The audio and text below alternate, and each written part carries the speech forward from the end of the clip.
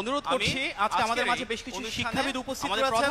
অধ্যাপক মোহাম্মদ খান উপস্থিত, VC BMP বিশ্ববিদ্যালয় স্থায়ী কমিটির সম্মানিত সদস্য অধ্যাপক মোহাম্মদ নাজিমউদ্দিন, ভিসি সাবেক মন্ত্রী ডেল্টা বিশ্ববিদ্যালয় মাহমুদ চৌধুরী সাহেবকে আমাদের সাথে আরো বেশ কয়েকজন ভিসির সামনে সম্পৃক্ত হবেন।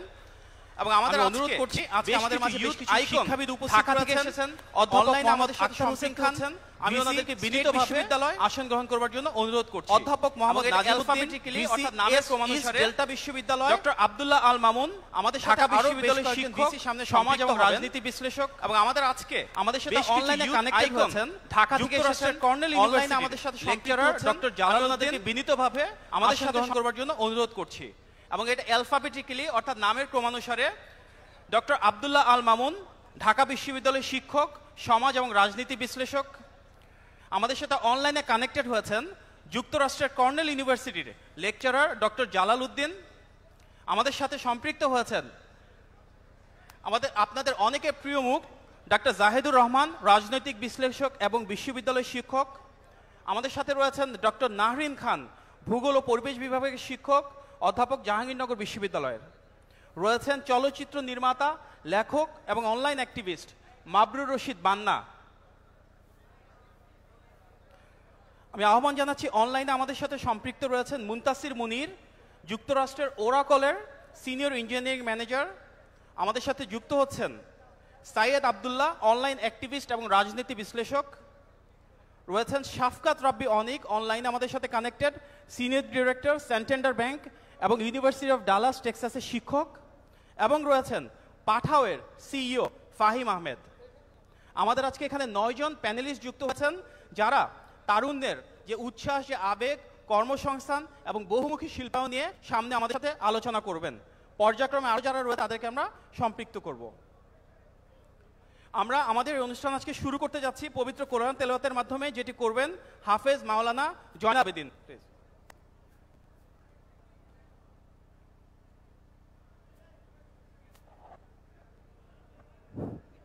السلام عليكم ورحمة الله وبركاته. أعوذ بالله من الشيطان الرجيم. بسم الله الرحمن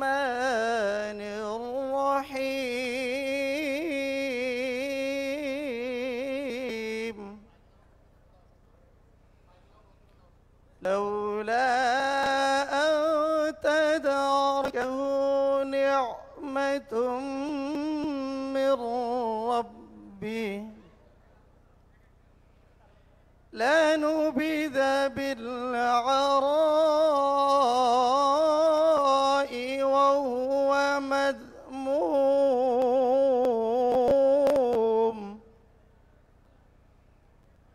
فاجتباه ربه فجعله من الصالحين.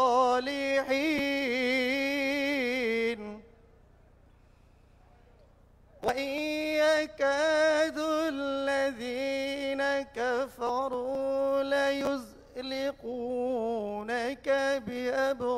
بأبصارهم لما سمعوا الذكر ويقولون إنه لمجنون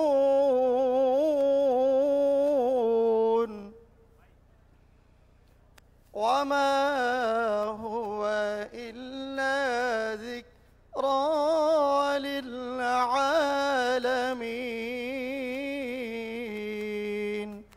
صدق الله العظيم.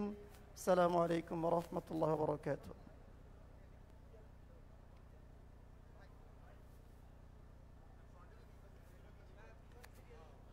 আমরা এই মুহূর্তে একটু আমাদের জাতীয় সঙ্গীত জন্য অনুরোধ করছি। আপনারা সবাই প্লিজ উঠে দাঁড়াবেন, আমরা জাতীয় সঙ্গীত পরিবেশন করব শ্রদ্ধা জানার মাধ্যমে। ধন্যবাদ।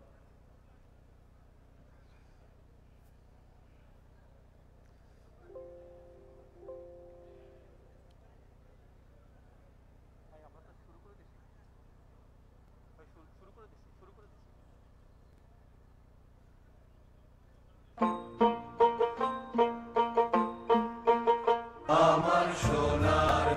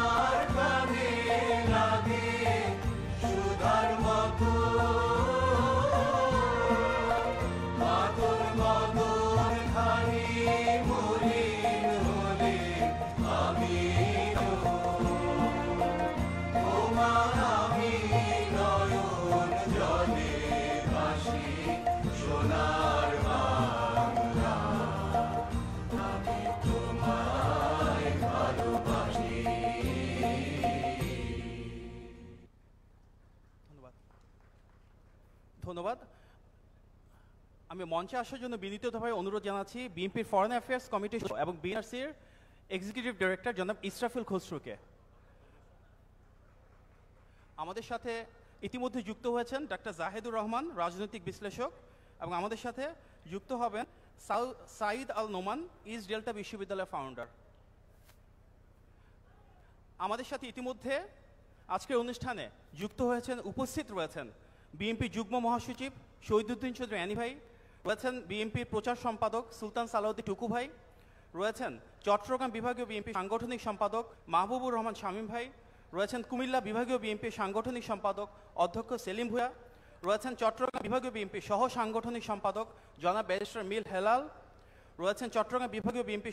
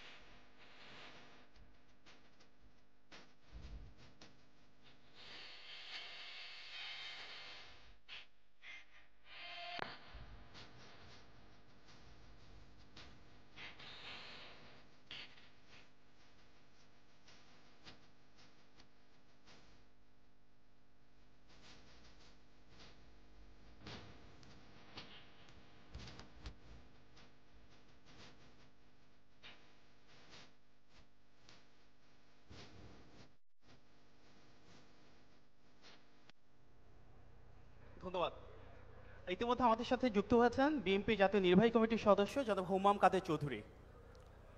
প্রিয় দর্শকবৃন্দ, আমরা ইতিমধ্যে বলেছি যে আজকের অনুষ্ঠানটি একটু ভিন্ন ধাঁচের হবে। গতানুগতিক রাজনৈতিক ধারার বাইরে গিয়ে আমরা এখানে পলিসি কনসালটেশন করব এবং এটি বাংলাদেশের রাজনৈতিক প্রেক্ষাপটে অনেকটাই নজিরবিহীন একটা উদ্যোগ, যেখানকার মূল উদ্দেশ্য হবে সকল শ্রেণী পেশার মানুষ আমরা আমাদের দলীয় আদর্শের ঊর্ধ্বে উঠে বিএনপির রাজনীতির বাইরে গিয়ে এখানে অডিয়েন্সে যারা রয়েছেন, আমরা যদি দেখি আজকে গেস্ট হিসেবে যারা স্পিকিংয়ের জন্য রয়েছেন, প্রত্যেকেরই কিন্তু ভিন্ন রাজনৈতিক আদর্শ দর্শন থাকতে পারে, কিন্তু আমাদের সবার একটা কমন জায়গা রয়েছে, সেটা হচ্ছে গণতান্ত্রিক মূল্যবোধের জায়গা থেকে আমরা সবাই মিলে এমন একটি বাংলাদেশ গড়ে তুলতে চাই যেখানে আইনের অনুশাসন থাকবে, মানবাধিকার থাকবে, বাক স্বাধীনতা থাকবে।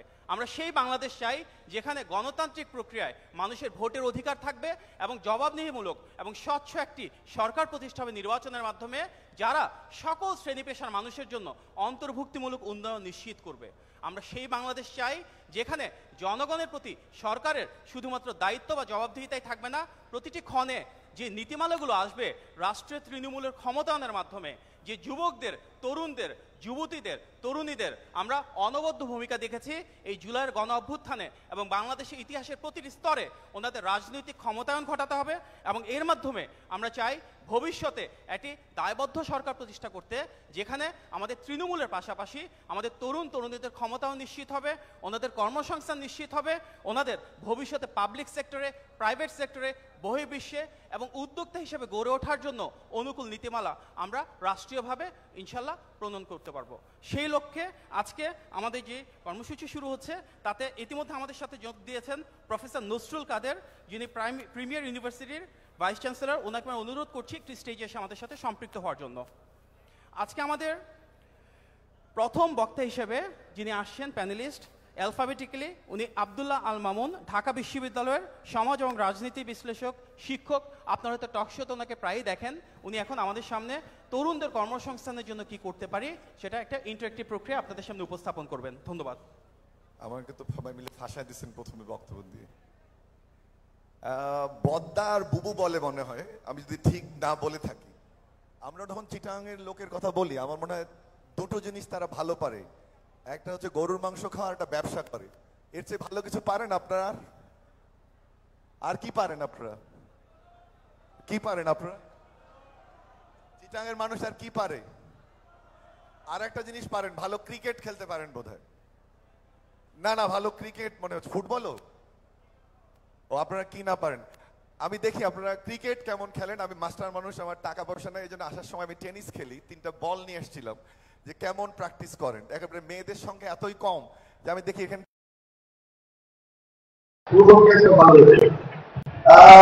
এদিক থেকে কত সুন্দর মেয়েদের আছে।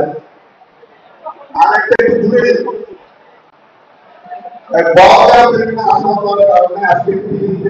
সংক্ষিপ্ততম প্রতিযোগিতায় সবচেয়ে ভালো পুরস্কার দিবেন আমাদের প্রধানমন্ত্রী। আপনারা প্রস্তুত হয়ে যান। যারা তিনজন বল ধরে তারা বল করবে, যে তিনজন ক্যাচ ধরেছে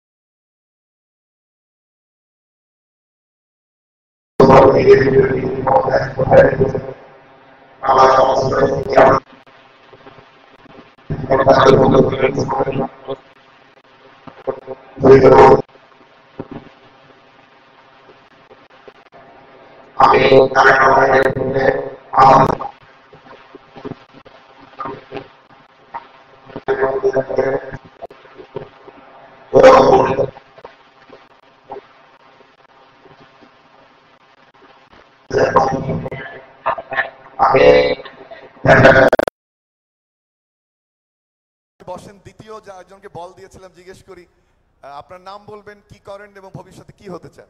আমার নাম হলো আসমা আক্তার এন্ড আমি হচ্ছে ইস্ট দিল্লি ইউনিভার্সিটির ভবিষ্যতে কি হিসেবে দেখতে চান নিজেকে? অফ কোর্স একজন এস্টাবলিশড ইঞ্জিনিয়ার। ইঞ্জিনিয়ার হতে চান, ঠিক আছে। বসেন। আরেকজন ছিলেন আপনারা, আপনি একদম প্রিসাইজ 10 সেকেন্ড আপনার নাম বলবেন, কি করেন, ভবিষ্যতে কি করবেন? আমার নাম শাবাহিদ হোসেন, আমি একজন উদ্যোক্তা হতে চাই, বিশেষ করে কৃষিক্ষেত্রে। Very good. কৃষি এবং আমরা একটা ইঞ্জিনিয়ারিং পেয়েছি। প্রথম যে কথাটা বলতে চাই, আমার মনে হয় যে এটি আসলে একটি ভিন্নধর্মী উদ্যোগ। আমার মনে পড়ে যে জাহাজে করে জিয়াউর রহমান একটা জাহাজে করে মেধাবী শিক্ষার্থীদের ঘুরতে বেরিয়েছিলেন পলিসি ফরমেশনের জন্য। একই ধারাবাহিকতায় খালেদা জিয়া রাজনীতি করার চেষ্টা করেছেন এবং তার সুযোগ্য সন্তান আজকে এই ধরনের অনুষ্ঠান আয়োজন করছেন। উদ্দেশ্য হচ্ছে মেধাবীদের তুলে আনা, উদ্দেশ্য হচ্ছে নেটওয়ার্কিং করা, উদ্দেশ্য হচ্ছে আগামীর ক্রিয়াশীল বাংলাদেশ তৈরি করা, রাইট? এজন্য যেটা আপনাদের কাছ থেকে চাই, আমাকে ষড়যন্ত্রের মাধ্যমে প্রথম বক্তব্য দিতে দিয়েছে, বাট যারা স্টেজে বসে আছে তাদের জন্য একটা প্ল্যাটফর্ম তৈরি করার জন্য আমি কথা বলছি। মনোযোগ দিয়ে শুনবেন। আর সত্যি সত্যি একটা ভালো পুরস্কার আছে খসরু ভাইয়ের সামনে, আপনারা দেখতে পাচ্ছেন, দেখা যাচ্ছে না, অনেক ছোট হলো, খুব মূল্যবান পুরস্কার আছে আপনাদের জন্য আমার সেশনের শেষে। আর একটা জিনিস একটু বলে নিই যে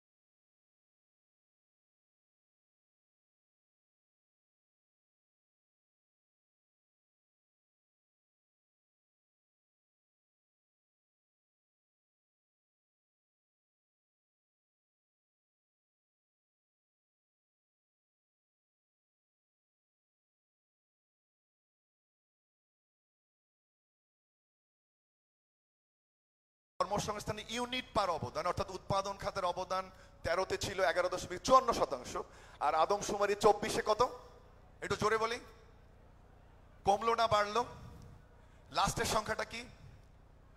কর্মসংস্থান। কর্মসংস্থান 13তে কত সৃষ্টি হয়েছিল শেষ 10 বছরে, অর্থাৎ 3 থেকে 13 1,33,00,000। আর 10 বছর পরে 24-এ কত সৃষ্টি হয়েছে? কতটুকু? অর্ধেক হয়েছে না অর্ধেকেরও কম? রাইট। তাহলে এটাই হচ্ছে কর্মসংস্থানের চিন্তা। সেজন্য এই ধরনের আয়োজনের জন্য আমি আপনাদের চেয়ারপারসন বা আপনাদেরকে স্বাগত জানাই। নেক্সট, এরপরে দেখে যে বাংলাদেশের বেকারত্বের এই মুহূর্তে সিনারিওটা কি। আমাদের এখানে বেকার কত লাখ এখন? 26,07,000, অর্থাৎ প্রায় 27 লাখের মতো। আর তরুণদের মধ্যে বেকারত্ব 40%। আপনারা কি এখানে কেউ বেকার আছেন? হাত তুলতে হবে না, শুধু মনে মনে আফসোস করবেন। নিশ্চয় আমরা এখানে অনেক বেকার আছি। এই জন্য এই আয়োজনটি খুব গুরুত্বপূর্ণ, যেখানে বিএনপি নীতি নির্ধারী ফোরাম আছে, যেখানে স্টেজে যারা আছেন আপনাদের দুজন চিটাগাংয়ের উদ্যোক্তা সুযোগ্য সন্তান আছেন, আপনাদের দুজন সিনিয়র লিডারের, নোমান সাহেবের এবং খসরু সাহেবের। তারা, আমি গতকাল নোমান সাহেবের ইউনিভার্সিটি ভিজিট করেছি। এই ধরনের উদ্যোক্তা হতে হবে, ক্রিয়েটিভ হতে হবে, স্বপ্ন দেখতে হবে, রাইট? তাহলে বেকারত্ব দূর হবে। স্লাইডে নেক্সট। এরপরে দেখেন, বারবার বলা হচ্ছে যে আমাদের উন্নয়নের যে বন্যা এমপ্লয়মেন্টের জন্য, আপনি যদি 15 থেকে 24 বছরের মধ্যে দেখি, তাহলে সেখানে কত পার্সেন্ট? কনস্ট্যান্টলি 10% উপরে শিক্ষিত বেকার প্রডিউস করেছে আমরা, কিন্তু বিশ্ববিদ্যালয়ের সংখ্যা বাড়িয়েছি, রেগুলার বেকারত্ব তৈরি করছি। স্কিল ডেভেলপমেন্ট, ট্রান্সফরমেশন বা ইন্ডাস্ট্রি একাডেমিয়া যোগাযোগ কিন্তু আমরা করতে পারিনি। নেক্সট। এরকম একটি বাস্তবতায় আজকের এই অনুষ্ঠানটা কেন জাস্টিফায়াবল, কেন আমি বলছি যে আপনাদের চেয়ারম্যানের আমি অ্যাপ্রিসিয়েট করি, মিডিয়া টিমের অ্যাপ্রিসিয়েট করি, ছাত্র দল, স্বেচ্ছাসেবক দল এবং যুব দলের 4টি সূচক, যেটি দিয়ে একটা ক্রিয়েটিভ নেশন, একটা ক্রিয়েটিভ যুব শক্তি বা একটা জাতিকে গড়া যায়। 4টিতে আমাদের অবস্থান দেখেন। প্রথমটাতে মানব উন্নয়ন সূচকে 129টি দেশের মধ্যে আমাদের অবস্থান, 193টি দেশের মধ্যে আমাদের অবস্থান কত? 100, পিছিয়ে না এগিয়ে? দ্বিতীয়টি দেখেন যে সারা বিশ্বের স্কিল ডেভেলপমেন্টে, এটা একটা ডেটা যেখানে বলছে যে 100টি দেশের মধ্যে আমাদের অবস্থান কত? আমরা কি এগিয়েছি না পিছিয়েছি? বাট আমরা কি সামনে এগোতে চাই না পেছাতে চাই? রাইট। পরেরটা দেখেন যে আপনারা উদ্যোক্তা হতে চাই, আমি দুজন সফল উদ্যোক্তার নাম নিলাম একটু আগে। 137টি দেশের মধ্যে আমাদের অবস্থান কত? তো সবাই যদি আমরা চাকরির জন্য ছুটি, তাহলে কি বাংলাদেশের ভাগ্য পরিবর্তন হবে? তাহলে কি দেশ উন্নয়ন হবে? তাহলে কি করতে হবে? আমাদের উদ্যোক্তা হতে হবে। সর্বশেষ যে জায়গাটা, যেখানে আমি মনে করি এই দুটো ডেটার সার্থকতা বা আজকের অনুষ্ঠানের সার্থকতা, সেই দুটি হচ্ছে শেষটি বৈশ্বিক উদ্ভাবনী সূচক, অর্থাৎ আমরা কতটা ক্রিয়েটিভ। দেখেন, সম্ভবত জাতি হিসেবে লজ্জিত হওয়া দরকার আমাদের। 133টির মধ্যে আমাদের অবস্থান কত? 106। সো 133 জাতির মধ্যে আমাদের অবস্থান 106। এই বাস্তবতায় যে জিনিসটি আমি টানতে চাই সেটি হচ্ছে ছোট্ট 30 সেকেন্ড একটা ঐতিহাসিক প্রেক্ষাপট। বাংলাদেশে প্রথম যুব উন্নয়ন নীতি কার সময় হয়েছিল এবং কত সালে কেউ বলতে পারেন? জিয়াউর রহমানের সময় কত সালে? বাংলাদেশে পলিটেকনিক ইনস্টিটিউট কত সালে হয়েছিল এবং কার নেতৃত্বে? বাংলাদেশ থেকে পোশাক রপ্তানি কার সময়? বাংলাদেশ থেকে দেশ গার্মেন্টস কার সময়? বা বাংলাদেশে প্রথম 1 কোটি যুবককে ট্রেনিং দেওয়া হয়েছিল কার সময়? এই সবগুলো তথ্য কিন্তু গত কিছু বছর হারিয়ে গিয়েছিল, কিন্তু সময় পাল্টিয়েছে, যুগ পাল্টিয়েছে, এই জন্য নতুন ভাবনা দরকার। সেই ভাবনাটা ভাবতে হবে আপনাদের, এবং যে জন্য আমি মনে করি যে আজকের আয়োজনটি আরেকটি দিক থেকে খুব গুরুত্বপূর্ণ। নেক্সট আসি আজকের এই শব্দটায়, যে কেন আমরা কি ভাবছি। সেখানে যে কাজটি জরুরি সেটি হচ্ছে একটা স্বপ্ন দেখা। স্বপ্নটা হবে গোয়িং বিয়ন্ড দি ইউজুয়াল বা আউট অফ দি বক্স স্বপ্ন। সেই স্বপ্নটা সারথি কারা? আমরা না আপনারা? আমরা আপনারা সবাই একসাথে। নেক্সট আমি 30 সেকেন্ড পজ দিব, আপনারা 1 নম্বরে সাব পয়েন্টগুলো পড়বেন। 30 সেকেন্ড।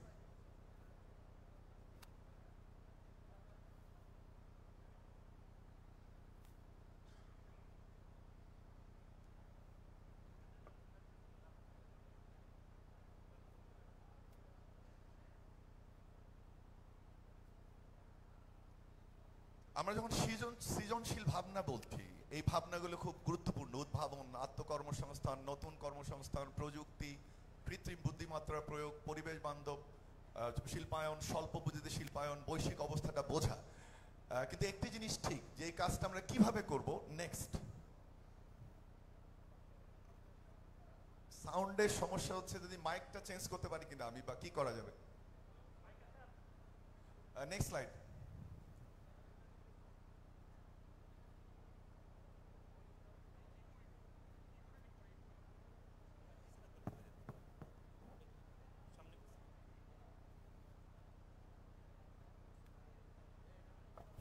এখন ক্লিয়ার? নাসির এটা আগে দেওয়া উচিত ছিল। রেডি? ঠিক আছে, আমরা দ্বিতীয়টা দেখি। নেক্সট এই শব্দগুলোর সাথে কিন্তু আমরা মোটামুটি পরিচিত। আমাকে যে ধারণা হেলাল ভাই গতকাল দিয়েছে, যে আপনারা কেউ ওখানে ইঞ্জিনিয়ার আছেন, কেউ ডাক্তার আছেন, কেউ ব্যবসায়ী আছেন, আসলে তার সাথে সম্ভবত যে শব্দটা যোগ করতে হবে, যে আপনি একজন tech doctor, tech engineer, tech agriculturist, tech হেলথে আপনি টেক যোগ করতে হবে। অর্থাৎ গ্লোবাল যে মার্কেট এই মুহূর্তে, যেখানে আমাদের এমপ্লয়মেন্ট হতে পারে, যে মার্কেটটা প্রায় 8.5 লাখ ট্রিলিয়নের বা 8.5 ট্রিলিয়নের, সেটা বেড়ে আসলে 2026 সালে হবে 11.47। এটা কি তারেক রহমান একা করবে? এনি ভাই একা করবে? টুকু ভাই একা করবে? কাদের করতে হবে? তাহলে আমরা যে পেশায় আছি সেটার আসলে উৎকর্ষ সাধনের নামে হচ্ছে উদ্ভাবন, সেটার উৎকর্ষ সাধনের নামে হচ্ছে সৃজনশীলতা। সেই জায়গাটা আমাদের ভাবতে হবে। সেখানেই বিএনপির আগামী দিনের রাজনীতি, সেখানে আগামী দিনের বাংলাদেশ। নেক্সট এই স্লাইডগুলোর সাথে আমরা সবাই পরিচিত, তাই না? এই লোগোগুলোর সাথে এমন কেউ আছেন যেখানে একটা লোগো চিনি না, আমরা প্রতিদিন ব্যবহার করছি, কিন্তু মনের মধ্যে প্রশ্ন জাগে না, অন্য জাতি যদি পারে আমরা কেন পারবো না? অন্য জাতি যদি পারে তাহলে আমরা কেন পারবো না? আমেরিকা যদি পারে, ইউকে যদি পারে, তাহলে আমাদের সমস্যা কোথায়? এরকম জায়ান্ট কি বানা সম্ভব? হাত দেখতে চাই। এরকম জায়ান্ট তারেক রহমানের নেতৃত্বে বানা সম্ভব? পারবেন আপনারা? তার জন্য প্রথম যে জিনিসটা দরকার, নেক্সট কয়েকটা উদাহরণ দেই। আজকে নেদারল্যান্ডসে সমুদ্র পরিষ্কারের জন্য একটা তরুণের উদ্ভাবন, একটা যে ওশন ক্লিন। ব্রাজিলের তরুণরা অ্যাগ্রো স্মার্ট বানিয়েছে। নেক্সট আমাদের ইন্ডিয়ার তরুণরা বানিয়েছে জোরধা নামে একটা ফিনটেক ফাইন্যান্সিয়াল ইনস্টিটিউশন। ফায়ারফোন নামে কোম্পানি বানিয়েছে নেদারল্যান্ডস। সবগুলো আধুনিক আবিষ্কার, স্বল্প পুঁজি, যার একটা প্রকৃষ্ট উদাহরণ হচ্ছে আমাদের পাঠাওয়ে সিও ফাহিম আহমেদ, যে অল্প পুঁজি বাট অনেক স্টাফ কাজ করছে, অনেক এমপ্লয়মেন্ট হচ্ছে। এরকম চিন্তা করতে হবে। এরকম চিন্তা করা সম্ভব? আমরা আজকের অনুষ্ঠানে প্রমিস করব যে প্যানেলটি বসে আছে আপনাদের সামনে, আমি আগেই বলেছি তাদের কোনো অংশে আমার যোগ্যতা তুলনাযোগ্য না, আমি শুধু প্ল্যাটফর্মটা সেট করছি। তারা বলবে যে কোন ধরনের ব্যবসা হতে পারে, কোথায় সফলতা আসবে। নেক্সট এরকম আরো সারা পৃথিবীতে, নেক্সট এরকম সারা পৃথিবীতে এ ধরনের উদ্ভাবন ঘটছে। এগুলো আমাদের দেশের বিখ্যাত কোম্পানিতে পরিণত হয়েছে, তাই না? এমনকি কোনোটি এখানে আছে আপনারা চেনেন না?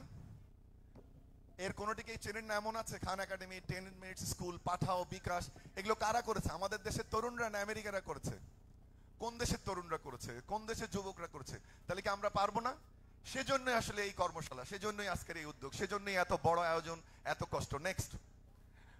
নেক্সট আরেকটি জায়গা, আমি জানি চট্টগ্রাম একটি কৃষি প্রধান এরিয়া, এখানে শিল্প প্রধান এরিয়া, ব্যবসা এখানে মূল মেরুদণ্ড, কিন্তু আমাদের দেশের অর্থনীতির একটি বড় মেরুদণ্ড কিন্তু এগ্রিকালচার। একটু আগে একটি ব্রাজিলের উদাহরণ দিলাম যে তারা কিভাবে এগ্রিকালচারে সফল করছে। নেক্সট আমাদের পার্শ্ববর্তী দেশ, কয়েকটি দেশের উদাহরণ দেখাই কৃষি ক্ষেত্রে কি হয়েছে। নর্থ আমেরিকাতে দেখেন যে কৃষিকে তারা কোথায় নিয়ে গেছে, বা সারা পৃথিবীতে কৃষির যে আজকে আকার সেটা প্রায় $19 ট্রিলিয়ন পৌঁছবে এটা 2030-র মধ্যে। আমরা সেই বড় একটা অপরচুনিটি আমাদের সামনে আছে, কিন্তু আমরা তো এখনো লাঙ্গল ইউজ করছি, আমরা হাতে ফসল বুনছি। সে জায়গায় কি থাকবে বাংলাদেশ? তাহলে শহীদ জিয়ার স্বপ্নের দেশ গড়া হবে, খালেদা জিয়ার গড়া হবে, তারেক রহমানের গড়া হবে? সেই জায়গাটায় পরিবর্তন দরকার। সেই জায়গায় পরিবর্তনের জন্য সম্ভবত বিএনপির এই আয়োজন। নেক্সট ভারতের কথা আমি একটু আগে বলছিলাম যে ভারতে এগ্রিটেক এমন একটা জায়গায় চলে গেছে যে আজকে তারা সারপ্লাস, এতগুলো মানুষ থাকার পরে সারপ্লাস ফুড সারা পৃথিবীতে রপ্তানি করছে। নেক্সট এই জায়গাটার জন্য আবার 30 সেকেন্ডের একটা বিরতি নিব, আর দুটো স্লাইড আমার আছে, তারপর আমি শেষ করব। সবার মনোযোগ আকর্ষণ করছি, কেউ যদি ছবি তুলতে চান তুলতে পারেন, এই পাওয়ার পয়েন্ট প্রয়োজনে আমি পরে দিয়েও দিতে পারি। 30 সেকেন্ডের একটা ব্রেক নিচ্ছি, আপনারা পড়েন।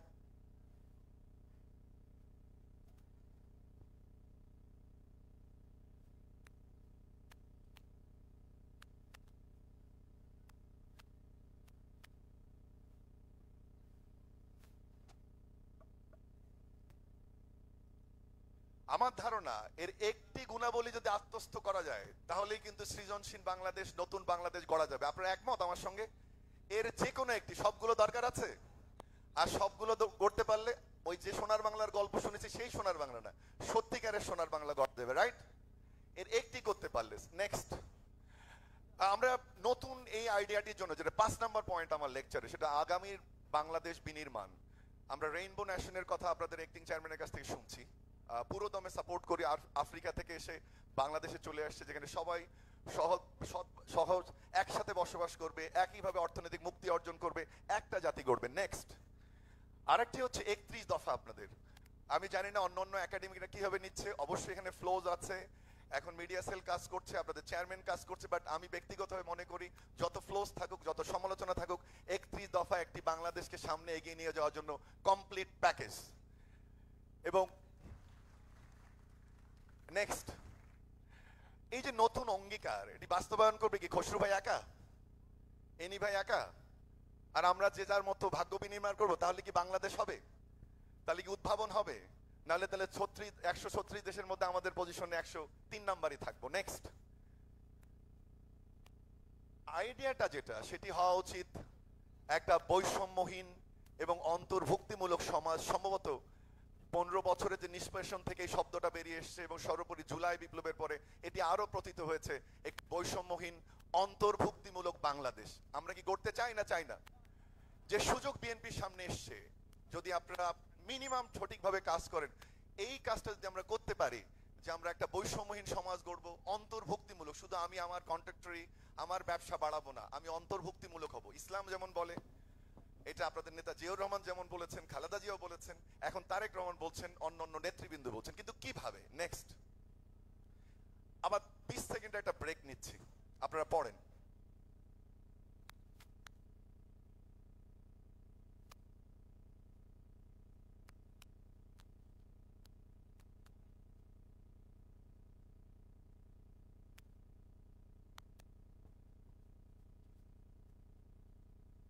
আবার একটা প্রশ্ন করি, এটা কি সবগুলো করার দরকার আছে না একটা করলেই হয়? আপনাকে যদি বলি যে আপনি কোনটা করবেন এখান থেকে, প্লিজ, আপনি তো এখন স্টিল ভেরি ইয়াং, বলেন। আমি আদর্শ মানুষ হতে চাই। আদর্শ মানুষ হতে চান? আপনি কি হতে চান? আপনাকে এখন ইয়াং মনে হয় আমার, আপনি কি হতে চান? আমি তো মনে করছি আমাদের মধ্যে একতাই থাকতে হবে। একতা থাকতে হবে, তার মানে এক একটা শব্দে ওখানে যে ব্যবহার, এটা একটি শব্দ যথেষ্ট জাতিকে পরিবর্তন করার জন্য। আমরা কি একমত? এখানে শেষ করতে চাই আমি, তার আগে যে স্বপ্নটা, নেক্সট যে এই করণীয়গুলো আমি পড়ছি না, এটি আমি বিএনপি মিডিয়া সেলকে দেবো যে কি করণীয়। আমার মনে হয় যে এই জায়গায় আমি থামি, সময়ের স্বল্পতা। নেক্সট একটা বোধহয় গোলক ধাঁধায় পড়ে গেলাম, কি করব কি না করব কোনো দিশা দুয়ার পাচ্ছি না। আমি মাইকের জন্য 3 জনকে বলেছিলাম, প্লিজ আপনারা যে লোকেশনে থাকার কথা ওই লোকেশনে যাবেন।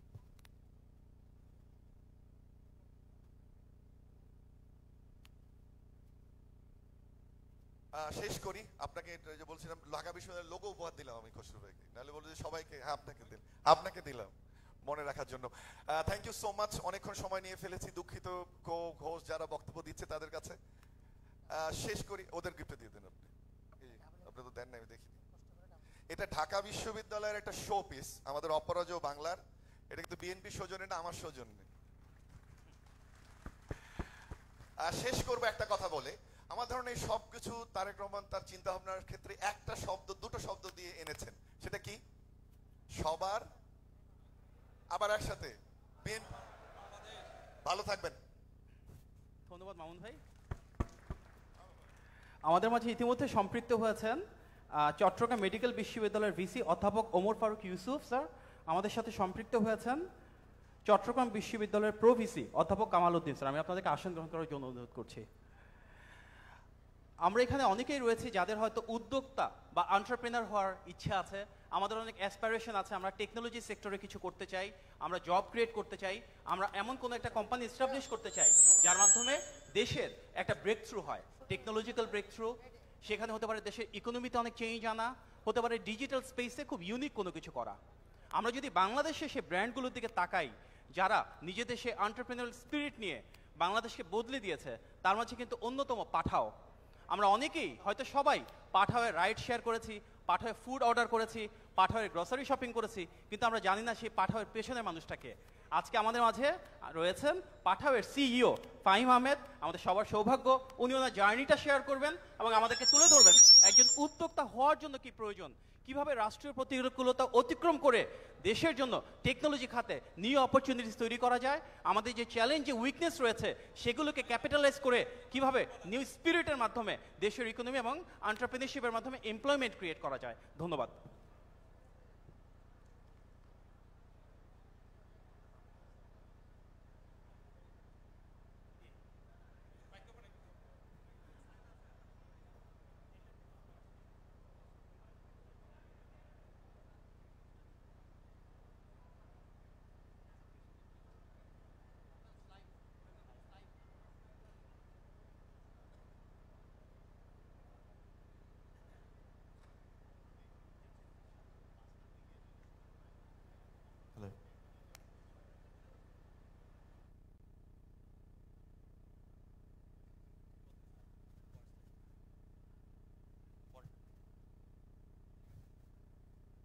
Forward slide.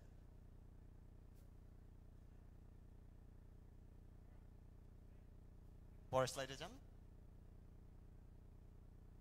ভয়, এই একটা শব্দ, দুটা অক্ষর, কিন্তু নিশ্চয়ই এই কঠিন অনুভূতিটা আমরা সবাই কোনো না কোনো সময় ফিল করেছি। আমি যেরকম এখন ফিল করছি, বিশেষ করে এত বড় একটা অডিয়েন্সে, এই মঞ্চে আমার সাথে উপবিষ্ট এত জ্ঞানী, এত বিজ্ঞ এবং এত সুবক্তার মাঝে এখানে আমাদের আপনার সামনে দাঁড়াতে আসলে ভয় হচ্ছে। Next slide. এখন তারুণ্যের মধ্যেও কিন্তু একটা ভয় কাজ করে, আমি কি চাকরি পাবো? 4 বছর 5 বছর অনেক দিন পড়াশোনা করলাম, আমাদের পরিবারের থেকে সাহায্য নিয়ে, এখন কি আমরা সেটার প্রতিদান কি দিতে পারবো? আমরা কি নিজেকে গড়ে তুলতে পারবো? এবং মামুন ভাইয়ের আগের স্লাইডে যেটা তিনি দেখালেন, এই ভয়টা কিন্তু আসলেই যৌক্তিক। আমাদের প্রতি বছরে প্রায় 10 লক্ষেরও বেশি গ্র্যাজুয়েট বিশ্ববিদ্যালয় থেকে পার হয়, তো তার মধ্যে একটা বড় অংশ তারা অনেক দিনের জন্য কিন্তু বেকারত্বের মধ্যে ভোগে। তো এটার উত্তরণের পথ কি? এই ভয়টা কিন্তু তারুণ্যের মধ্যেও কাজ করে। পরে এখন এই ভয় কিন্তু পাঠাওয়ের মধ্যেও কাজ করেছিল। এখন বাইরে থেকে দেখতে সবকিছুই অনেক হয়তো চকচকে লাগে, মনে হয়তো যেন অনেক বড় পরিসরে আমরা এখন কার্যক্রম চালাতে পারছি, কিন্তু আমরা যখন উদ্যোগটা শুরু করি আজ থেকে প্রায় 10 বছর আগে, তখন আমাদের মধ্যেও কিন্তু এই ভয়টা কাজ করেছিল, আমাদের এই উদ্যোগ কি সফল হবে। আমি নিজে অনেক দিন চাকরি করেছি বিদেশে এবং পরে বাংলাদেশে। আমি বিনিয়োগ সেক্টরে কাজ করেছি, ইনভেস্টমেন্ট ব্যাংকিংয়ে কাজ করেছি, প্রাইভেট ইকুইটিতে কাজ করেছি নিউ ইয়র্কে। তারপর 12 বছর আগে বাংলাদেশে ফিরে এসে আমি মিড সাইজ বিজনেসকে অর্থায়ন করেছি। কিন্তু তারপরেও উদ্যোক্তা হওয়া এটা আমার জন্য কিন্তু একটা নতুন জিনিস ছিল, এবং পাঠাওয়ের সাথে অন্যরা যারা যুক্ত তাদের জন্য এটা নতুন ছিল। এবং এটা আমার জন্য নতুন কি, এটা আমার পরিবারে আমার ভাই বোন বাবা মা ইনফ্যাক্ট 3-4 প্রজন্ম ধরে কেউই কিন্তু উদ্যোক্তা হয়নি, কেউই কখনো ব্যবসা হয়নি। তো এই সাহসটা কোথায় পাবো? এখন উদ্যোক্তাদেরকে বলা হয় যে ইটস দ্য লোনলিয়েস্ট জার্নি, কারণ অনেক কিছু পড়াশোনার শিক্ষা আমরা ইউনিভার্সিটিতে, কলেজে, স্কুলে পেয়ে এসে থাকি, কিন্তু উদ্যোক্তা হওয়ার শিক্ষাটা কিন্তু আমরা খাতা কলমে পাই না।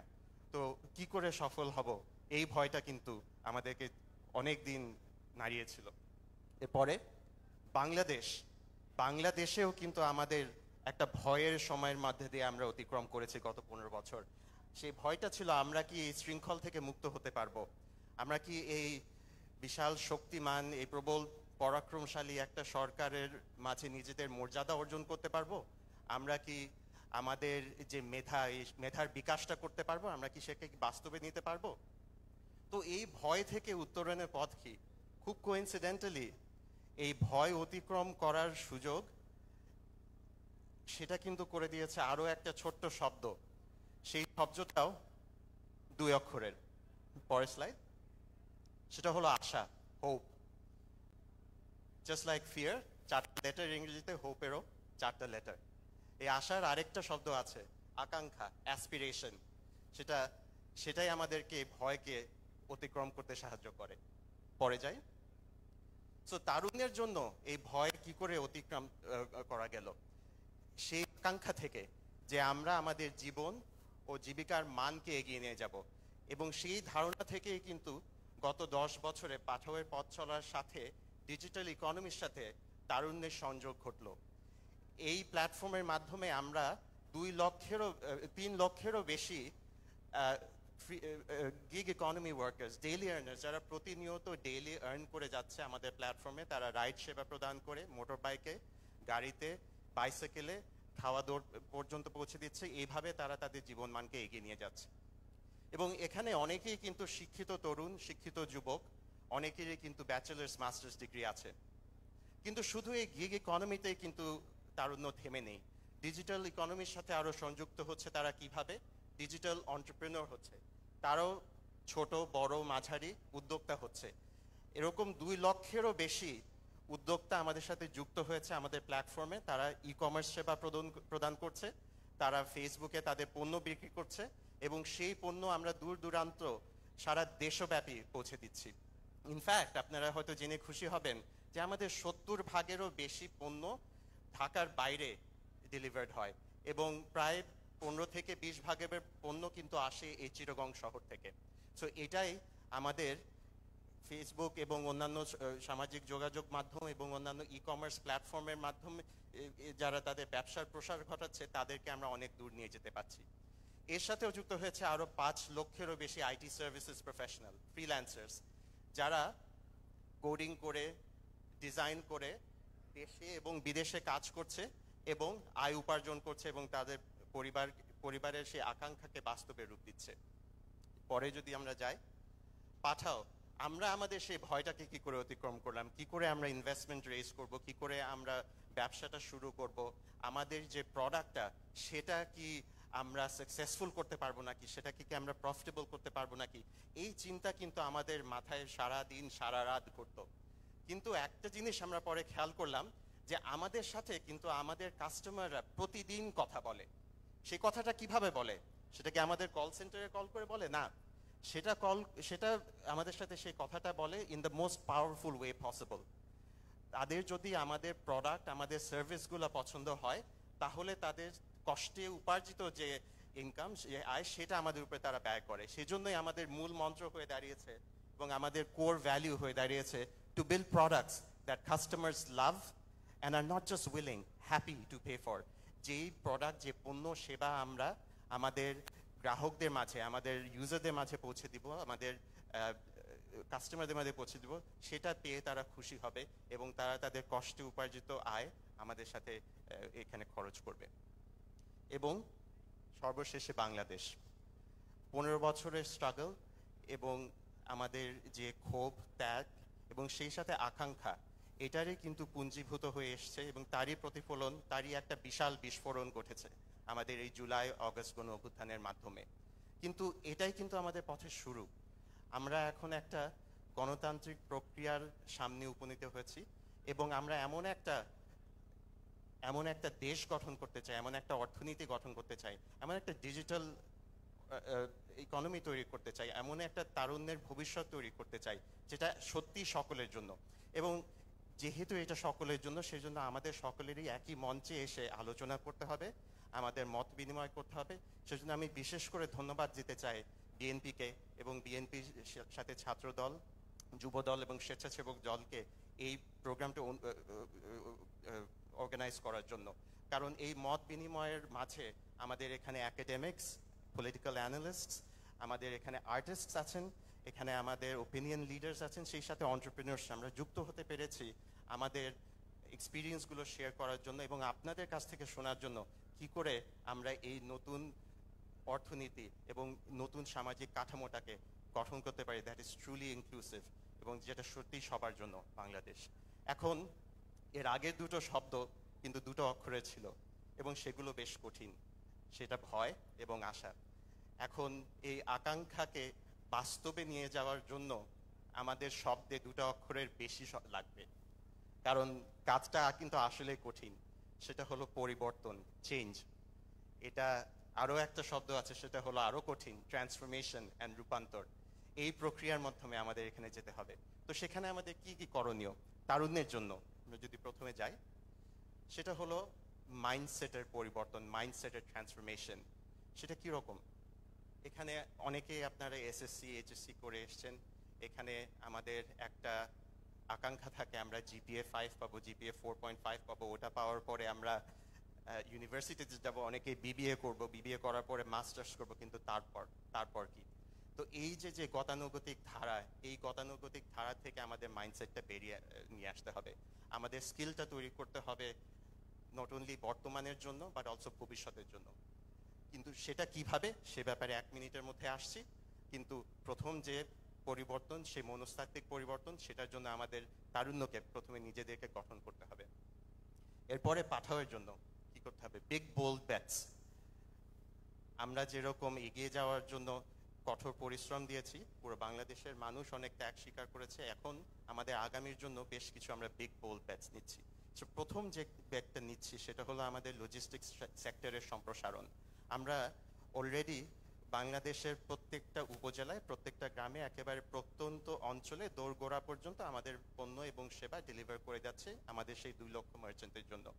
এটাকে আমরা আরও ঘনীভূত করতে চাই, আমরা আমাদের বিজনেসের সম্প্রসারণ করতে চাই। আমরা লজিস্টিক্স সেক্টর যাতে করে আরও দ্রুত পণ্যগুলো আপনাদের দ্বার প্রান্তে পৌঁছে দিতে পারে এবং আপনাদের উদ্যোক্তা হয়ে তৈরি করতে যাতে আমরা সহায়ক ভূমিকা নিতে পারি, সেটার জন্য আমরা কিছু পদক্ষেপ নিচ্ছি।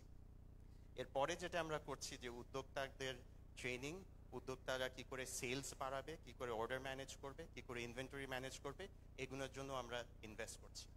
এবং তৃতীয়ত সেটা হলো যে উদ্যোক্তা হওয়ার জন্য শ্রম, মেধা, এর সাথে আরেকটা জিনিস লাগে, সেটা হলো ক্যাপিটাল, সেটা হলো পুঁজি।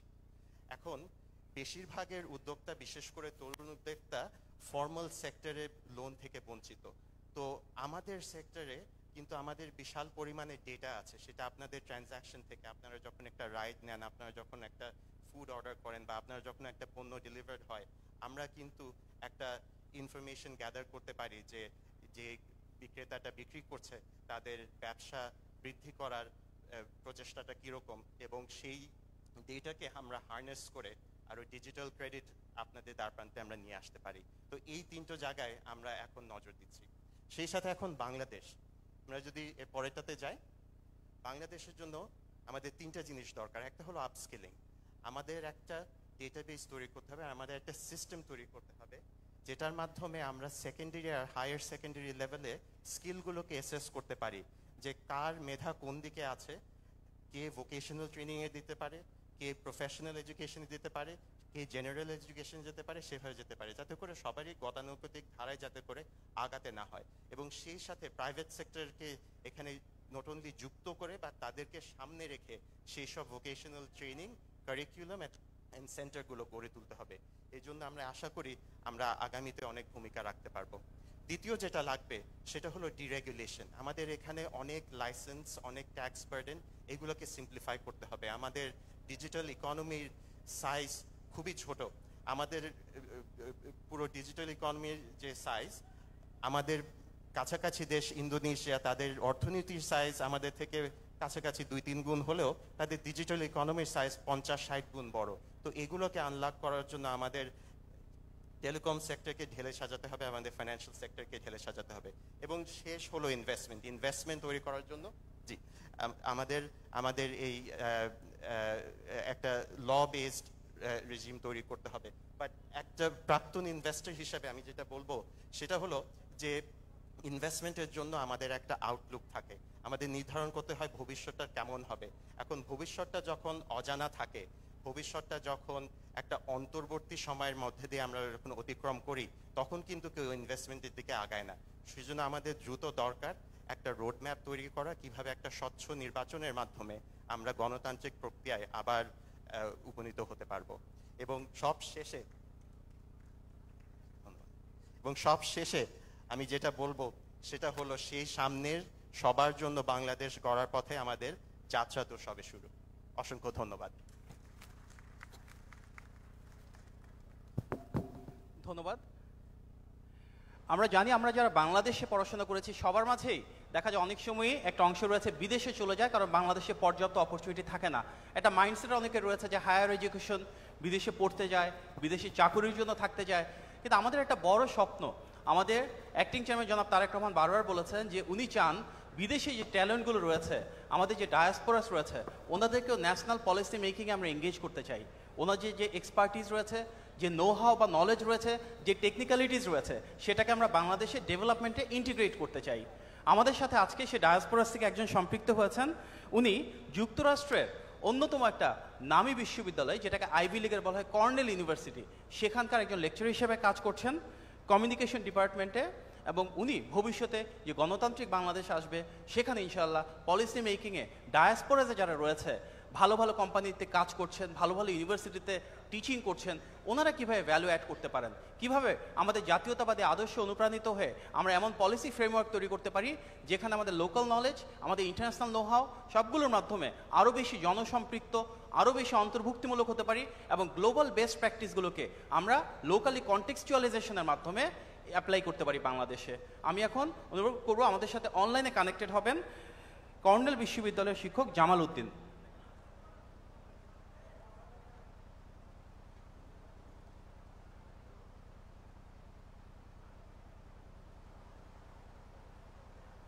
ধন্যবাদ মাহাদি ভাইকে। আমাকে কি শোনা যাচ্ছে? মাহাদি ভাই আমাকে শুনতে পাচ্ছেন? হ্যাঁ, ক্লিয়ার শোনা যাচ্ছে, প্লিজ। ধন্যবাদ আয়োজক বৃন্দদের আজকের এই গুরুত্বপূর্ণ সেমিনার আয়োজন করার জন্য, বিশেষ করে ডায়াসপোরা কমিউনিটিকে অ্যাড করার জন্য। আমার কাছে সবচেয়ে যে জিনিসটা ভালো লাগছে যে আমাদের এখানে বিশিষ্ট ব্যক্তিজন রয়েছেন, তার চেয়ে বড় বিষয় হচ্ছে এখানে একজাক তরুণ তরুণী উপস্থিত রয়েছেন, যারা হচ্ছে আমাদের আগামী বাংলাদেশ বিনির্মাণের জন্য সবচেয়ে বড় আইকন, এবং তারা আমাদের জুলাইয়ের হিরো বটে। আমার আগে যে দুই বক্তা কথা বলেছেন, যেমন আব্দুল্লাহ মামুন ভাই, তিনি যে জিনিসটা ফোকাস দিয়েছেন যে এই তরুণ প্রজন্মেই তারা বাংলাদেশ বিনির্মাণ করবে, তারা নিত্য নতুন প্রযুক্তির আবিষ্কার করবে, সেখানে তাদের এন্টারপ্রেনারশিপ ঘটবে। আমাদের সেকেন্ড বক্তা যে জিনিসটা ফোকাস দিয়েছেন যে ফাহিম ভাই, যে ভয়কে জয় করা, this is very important thing. আমাদের অনেক স্কিল রয়েছে, অনেক এবিলিটি রয়েছে, কিন্তু আমরা অনেক সময় সামান্য উদ্যোগ গ্রহণ করব, এই ভয়ে যে আমরা কিভাবে ইনিশিয়েটিভ করবো, কিভাবে শুরু করবো, তার জন্য আমরা কিছুই করতে পারি না। এই জন্য এই ভয়কে জয় করা খুবই ইম্পর্টেন্ট। আজকে আমি আমার বক্তব্যে যে জিনিসটা শেয়ার করার চেষ্টা করব সেটা হচ্ছে আমাদের এই তরুণ প্রজন্ম কেন জব পায় না, আর আমাদের যারা এই বর্তমানে আমাদের এখানে তরুণ নেতৃত্ব, রাজনৈতিক নেতৃবৃন্দ রয়েছেন, তারা কোন কোন জায়গায় পলিসি মেক করতে পারেন, সেই জায়গাগুলোতে একটু ইনপুট দেওয়া। আপনারা জানেন বাংলাদেশে প্রায় প্রতিদিন 2000 লোক জব মার্কেটে প্রবেশ করে। আবারও বলছি, প্রায় 2000 লোক প্রতিদিন জব মার্কেটে প্রবেশ করে, তাদের বেশিরভাগ লোক জব পায়। বাট দ্য ইম্পর্টেন্ট থিং, বাংলাদেশের যে পপুলেশন, এই পপুলেশনের একটা বড় অংশ হচ্ছে ইয়াং ফোর্স, যাদের বয়স 20 থেকে 40 বছরের মধ্যে। কিন্তু আপনি যদি দেখেন কান্ট্রির দিকে, তাদের এই ইয়াং ফোর্স আমাদের চেয়ে অন্তত 50% কম। তার মানে সেদিক থেকে আমরা খুবই ভাগ্যবান, আমাদের huge labour force or young labour force রয়েছে। তাহলে কেন তারা জব পায় না, যদি আমাদের বুঝতে হয়, আমাদের কিছু কয়েকটা বিষয় লক্ষ্য করতে হবে। ইতিমধ্যে আমাদের কিছু বক্তা কিছু বিষয় ইন্ডিকেশন দিয়েছেন। প্রথমে আমাদেরকে আন্ডারস্ট্যান্ড করতে হবে আমাদের যারা বেকার, যারা যুব সমাজ রয়েছে, তাদের ডেমোগ্রাফিটা কি, এবং এটা বোঝার জন্য আমাদের যে জিনিসটা প্রয়োজন, একটা ন্যাশনাল ডাটাবেস থাকা প্রয়োজন। ন্যাশনাল ডাটাবেস কেন থাকা প্রয়োজন? একটা ন্যাশনাল ডাটাবেস থাকলে আমি বুঝতে পারবো যে আমার কতজন লোক বেকার রয়েছে। আপনারা বলতে পারেন যে আমাদের পরিসংখ্যান ব্যুরোর মতে আমাদের এখন বেকারের সংখ্যা 4.5% অথবা 25-30 লাখ লোক। It's a very simple, right? এই যে ডাটা, এই ডাটাটা কতটুকু সত্য, it's a false fabric or like a ridiculous data. আপনি চিন্তা করেন, সৌদি আরব সবচেয়ে বেশি তারা ফরেন ম্যান পাওয়ার হায়ার করে, ফরেন লেবার উপর তাদের ইকোনমি দাঁড়িয়ে আছে। প্রায় 1.30 লাখ লোক তারা হায়ার করে, সেখান থেকে আমরা 25-30 লাখ লোক আমরা ইম্পোর্ট দিই। ওই দেশেরও বেকারত্বের সংখ্যা আপনি যদি গুগল করে দেখবেন 3.5% থেকে 3% তাদের বেকার হয়েছে। আপনি সাউথ কোরিয়ার দিকে তাকান, সাউথ কোরিয়া অনেক উন্নত কান্ট্রি, তাদেরও 3% বেকার হয়েছে, সেক্ষেত্রে আমাদের 4% বেকার। এটা কি খুব বেশি অ্যালার্মিং? তার মানে এই যে ডাটা আমরা দেখছি, এই ডাটা হয়তো কারেক্ট না। এই জন্য আমাদের যদি একটা ডাটাবেস থাকে, আমরা প্রকৃত সংখ্যাটা জানবো। শুধু প্রকৃত সংখ্যা জানবো না, এই প্রকৃত সংখ্যা জানার সাথে আমরা তাদের ডেমোগ্রাফিটা জানতে পারবো যে আসলে আমাদের বেকার কোন কোন জেলায় সবচেয়ে বেশি বেকার হয়েছে। নোয়াখালীতে কত বেকার, রংপুরে কত বেকার। যদি আমার রংপুরে বেশি বেকার থাকে, তাহলে এই যে আমরা আজকে এই যে অনুষ্ঠান আয়োজন করা হয়েছে, তাহলে এই যে রাজনৈতিক নেতৃত্ব যদি তার সামনে ক্ষমতায় আসে, অথবা যারাই ক্ষমতায় আসবেন, তারা ওই জায়গাটা ফোকাস যে আমার রংপুরে বেশি বেকার আছে, তো আমাদের এখান থেকে এমপ্লয়মেন্ট বেশি করতে হবে। আমরা যদি জানি তাদের এডুকেশনাল ব্যাকগ্রাউন্ডটা কি, যে কতজন অ্যাকচুয়ালি ইংলিশ মিডিয়ামে পড়েছে, কজন বেঙ্গলি মিডিয়ামে, কয়জন অ্যারাবিক মিডিয়ামে পড়েছে, তাহলে তাদের স্কিল অনুসারে তাদের কোন ধরনের স্কিল আছে, স্কিল সেট আছে, কোন ধরনের তাদের প্রফেশনাল স্কিল অথবা নন প্রফেশনাল স্কিল আছে, সেগুলো যদি জানতে পারি, সেই হিসেবে তাদেরকে আমরা জব মার্কেটে অ্যালোকেট করতে পারবো অথবা প্লেসমেন্ট করতে পারবো। তো এই জন্য একটা ন্যাশনাল ডাটাবেস থাকা প্রয়োজন। This is number 1 point. কারণ এই জিনিসটা না থাকলে আমরা বুঝতে পারবো, আমি প্রবলেমটা যদি আমি না বুঝি, ওইটা আপনার ডাক্তারের কাছে গেলে কি হয়, ডাক্তার ডায়াগনোসিস করে, তাই না? ডায়াগনোসিস করে আপনাকে ওষুধ দেয়। ঠিক আমাকে প্রবলেম আইডেন্টিফাই করে, this is the first one. এই প্রবলেম আইডেন্টিফাই না করলে আমরা পলিসিও মেক করতে পারবো না, আমরা ইমপ্লিমেন্টেশনও করতে পারবো। So we should focus on that. My second point, to understand our existing labour market. আমাদের যদি এক্সিস্টিং লেবার মার্কেটে দিয়ে তাকাই, আমাদের 3টা সেক্টর। Number 1 is agriculture. আমাদের 40% man power employed in the agriculture sector. আমার এর আগে মামুন ভাই বলে গেছেন যে আমাদের এই এগ্রিকালচারে আমাদের আধুনিকায়ন প্রয়োজন। ইয়েস, সারা বিশ্বে আপনি যদি তাকান লেবার ফোর্সের দিকে, তাদের এগ্রিকালচারে এমপ্লয়মেন্ট হচ্ছে 10 থেকে 15%, হাইস্ট 30%, কিন্তু আমাদের মতো দেশে 40%। দ্যাট মিনস আমাদের এই সেক্টরে প্রচুর আধুনিকায়ন দরকার। আপনি জানেন আমাদের বাবারা চাচারা যারা হচ্ছে হাল চাষ করতো অথবা জমিতে কাজ করতো, তার দিনের পর দিন বৃষ্টিতে ভিজে তারা ঘন্টার পর ঘন্টা সময় করে অল্প একটু জায়গা তারা চাষ করতে পারতো। কিন্তু আধুনিকায়নের ফলে মাইলকে মাইল আপনি একজন ব্যক্তি চাষাবাদ করতে, আপনি ইউএস এর দিকে তাকান, জার্মানিতে তাকান, অস্ট্রেলিয়া তাকান, তাদের কি পরিমাণ আধুনিকায়ন হয়েছে। সো আমাদের এগ্রিকালচারের সবচেয়ে বেশি আপনার অটোমেশন দরকার, আধুনিকায়ন দরকার। এখন আপনি বলতে পারেন যদি আমি এখানে এত ফোকাস দিই তাহলে তো আমার বেকার বেড়ে যাবে, এখনই আমার অনেক বেকার, এগ্রিকালচার যদি অটোমেশন হয় তাহলে আরো বেকার বেড়ে যাবে। তাহলে আপনি দেখেন আমাদের সেকেন্ড সেক্টর ইন্ডাস্ট্রিতে আমাদের কত পার্সেন্ট, মাত্র 20%। অথচ এই ইন্ডাস্ট্রিতে আমাদের এমপ্লয়মেন্ট হওয়ার কথা ছিল 40 থেকে 50%। আমাদের সার্ভিস সেক্টর আমাদের কত পার্সেন্ট কাজ করে, প্রায় 40%। আপনি যদি অন্য দেশগুলোর দিকে তাকান যারা হচ্ছে উন্নতি করতেছে বা ডেভেলপ কান্ট্রি, তাদের 60-70% সার্ভিস সেক্টরে। দ্যাট মিনস আমরা কতটুকু পিছিয়ে আছি, এই একটা পরিসংখ্যানের মাধ্যমে আমরা বুঝতে পারবো আমাদের লেভেল কোথায়। আরো যদি আপনি বুঝতে পারেন আমাদের লেভেলটা, সেটা হচ্ছে আপনি গ্লোবাল ইন্ডেক্সে বাংলাদেশের যে স্কিল সেট সেখানে আমাদের অবস্থান কোথায়। আমি একটা অর্গানাইজেশন নাম বলি, গ্লোবাল ট্যালেন্ট কম্পিটিটিভনেস ইন্ডেক্স 2023। তাদের পরিসংখ্যানে আমাদের অবস্থান হচ্ছে 134টা দেশের মধ্যে 123তম। অ্যাগাইন 134টা দেশের মধ্যে আমাদের অবস্থান 123তম, অর্থাৎ আমরা পিছনের দিক থেকে সামনের সারিতে রয়েছি।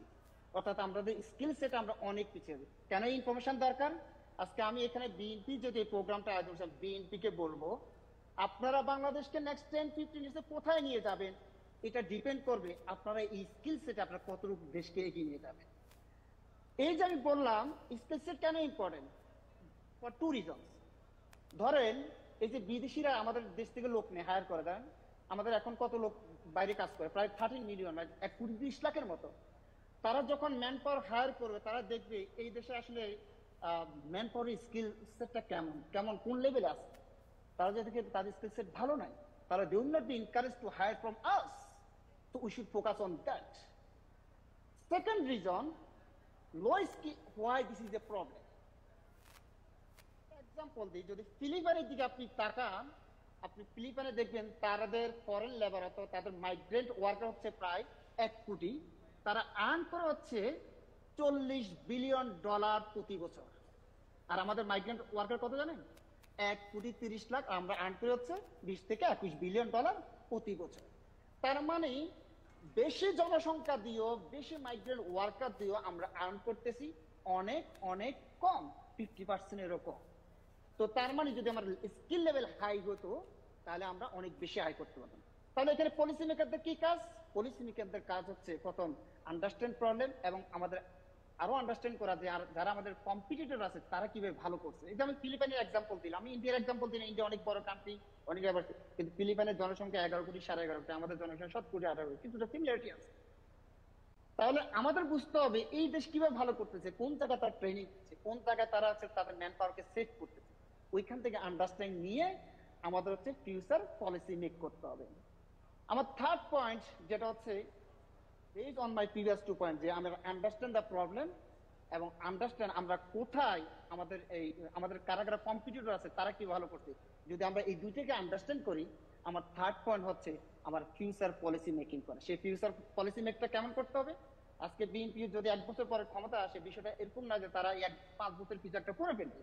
বিষয়টা হচ্ছে এমন যে তারা এই 5 বছরে কি কি পলিসি মেক করছে এবং কি কি শুরু করছে, যেটা নেক্সট 10 ইয়ার্স 15 ইয়ার্স পরে এই বাংলাদেশের তরুণরা তার ফল ভোগ করবে। বিএনপি 5 বছরে কোনো ফল ভোগ করাতে পারে, that's would be so tough thing, but BNP can do start something very good that we can achieve that result in the next 15 to 20 years.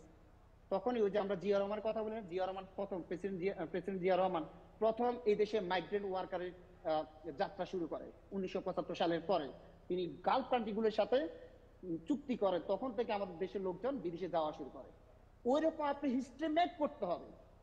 BNP এসে সবাই জব দিয়ে দিবে, this is not a true. যেটা শেখ হাসিনা গত 15 বছরে যে উন্নয়নের balloon ফোলাইছে সেটা 24 জন্য দেখলাম ফাঁস হয়ে গেছে, আসলে কিছুই হয় না। ওইরকম কিছু যাতে না হয় আমরা চাই। আজকে মাহাদি ভাই কথা বলছেন যে আজকে আমাদের এখানে বক্তারা যে কথা বলার আগে অমুক তমুক যে স্তুতি গাওয়া সেটা করে নাই। This kind of change we want to see in the future. Okay, Jamal ভাই আমাদের 10 মিনিট টাইম প্রায় শেষের দিকে, আপনার আর 1 মিনিটের মতো আছে। হ্যাঁ ওকে, আমি হয়তো 2 মিনিট। আমাদের যে গ্লোবাল চেঞ্জ, এখন আপনি দেখেন যে ট্রাম্প সরকার ক্ষমতা আসার পর সারা বিশ্বে আপনার ম্যানুফ্যাকচারিং বা জব রিলেটেড যে চেঞ্জ আসছে, বাংলাদেশকে ম্যানুফ্যাকচারিং হাব বানানোর একটা সুযোগ আছে, সেদিকে ফোকাস করা যাবে। আমি নেক্সট একটা পয়েন্ট কথা বলছি, আউটসোর্সিং। বাংলাদেশে প্রায় 1 মিলিয়ন লোক ফ্রিল্যান্সিং করে, কিন্তু তাদের কিছু প্রবলেম, তারা গত কয়েক যুগ ধরে জানে তারা সহজে বাংলাদেশে টাকা নিয়ে আসতে পারে না। এই তাদের বাংলাদেশের টাকা নিয়ে আসতে যে পেপলের যে প্রবলেম, এই পেপল আনার জন্য এই নেক্সট যে আমাদের যে দল ক্ষমতা আছে তাদের সেই কাজটা সবচেয়ে করা যায়। সেকেন্ড একটা বিষয় রিকগনিশন অফ আউট, যারা ফ্রিল্যান্সিং করে তাদের রিকগনিশন। কোন ধরনের রিকগনিশন দরকার? তারা একজন সাধারণ জব মার্কেটে যারা জব করে তাদের অনেক বেশি আয় করে, কিন্তু তাদের জবের রিকগনিশন এবং সেই রিকগনিশনটা সোশ্যাল লেভেলে অনেক প্রবলেম ক্রিয়েট করে। কিরকম প্রবলেম ক্রিয়েট করে? আমার ছোট ভাই সে ফ্রিল্যান্সিং মাসে কয়েক লাখ টাকা কামায়, কিন্তু জব মার্কেট যখন বিয়ের মার্কেটে যাবেন পাত্রী বাবা জিজ্ঞাসা করে ছেলে কি জব করে, কেউই যখন পরে ফ্রিল্যান্সিং করে তখন তার ওই জবের কেউ ভ্যালু দেয় না। আমি বলবো জামাল ভাই আমাদের সময় শেষ ভাই, প্লিজ, আমাদের অনেক বক্তা রয়ে গেছে। ওকে, 30 সেকেন্ড। তাহলে আমাদের ওই ফ্রিল্যান্সারদের প্রবলেমটা কেমন? শেষ আমি বলবো যে বিএনপি যে 31 দফা, আপনার 31 দফার 17 নম্বর দফা এবং 23 নম্বর দফাটা দেখেন। 17 নম্বর দফায় বিএনপি ফোকাস দিয়েছে মাইগ্রেন্ট ওয়ার্কারকে job security, dignity and safety, এবং 23 নম্বরে যারা যে জিনিসটা ফোকাস দিয়েছে modern and forward looking youth policy development. তো এই পলিসি মেকিংটা যদি বিএনপি যে ইনিশিয়েটিভ নিয়েছে সংস্কারের, যেটা 2022 সাল থেকে শুরু করছে, আমি মনে করি এই আজকের যে উদ্যোগ, ওই উদ্যোগ হচ্ছে এই 23 দফার আদলে আমি মনে করি বিএনপি যদি এই তরুণদের এই কাজটি সহজভাবে করতে পারে, তাহলে আজকে যদি যারা জব পাবে, যারা প্লেসমেন্ট পাবে, তারা বিএনপির মূল থ্যাংক ইউ জামাল ভাই, thank you so much, thank you. আচ্ছা, আমরা এখন একটু দর্শকদের কাছে যাব। আমরা তিনজনের মতামত বা প্রশ্ন দিব। আপনারা যদি প্যানেলিস্টদের কাছে কোনো প্রশ্ন করতে চান সেটাও করতে পারেন। কর্মসংস্থান এবং তারুণ্যের ক্ষমতায়ন, শিল্পায়ন নিয়ে আপনাদের মতামত ব্যক্ত করতে পারেন। আমাদের এখানে প্রথমে একজন মাইক আছে, আপনার নাম এবং পরিচয় দিয়ে মতামত বা প্রশ্নটা ব্যক্ত করতে পারেন প্লিজ।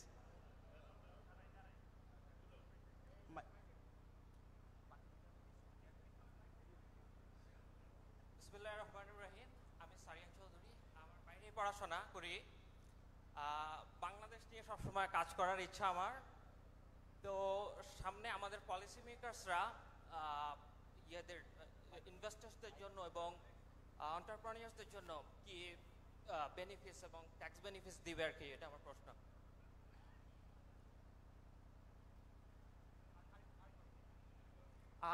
ডিফারেন্ট কি ফরেন ইনভেস্টার্সদের জন্য ট্যাক্স বেনিফিটস থাকবে নাকি কোনো?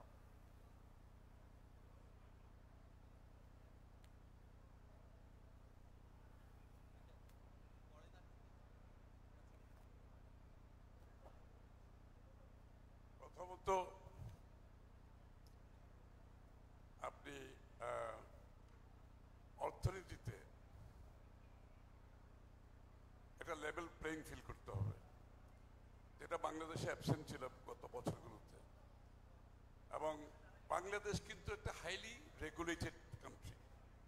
এটা হচ্ছে বাংলাদেশের সবচেয়ে বড় প্রবলেম, হাইলি রেগুলেটেড কান্ট্রি, যার কারণে আমাদের বিজনেস ডিসিশন, আমাদের ইনভেস্টমেন্ট ডিসিশন সব কিছু নিতে গেলে যত ধরনের বাধা আছে, যত ধরনের সমস্যা আছে, আপনি যদি এগুলো রিমুভ করে দিতে পারেন, this is the big enough incentive for everybody.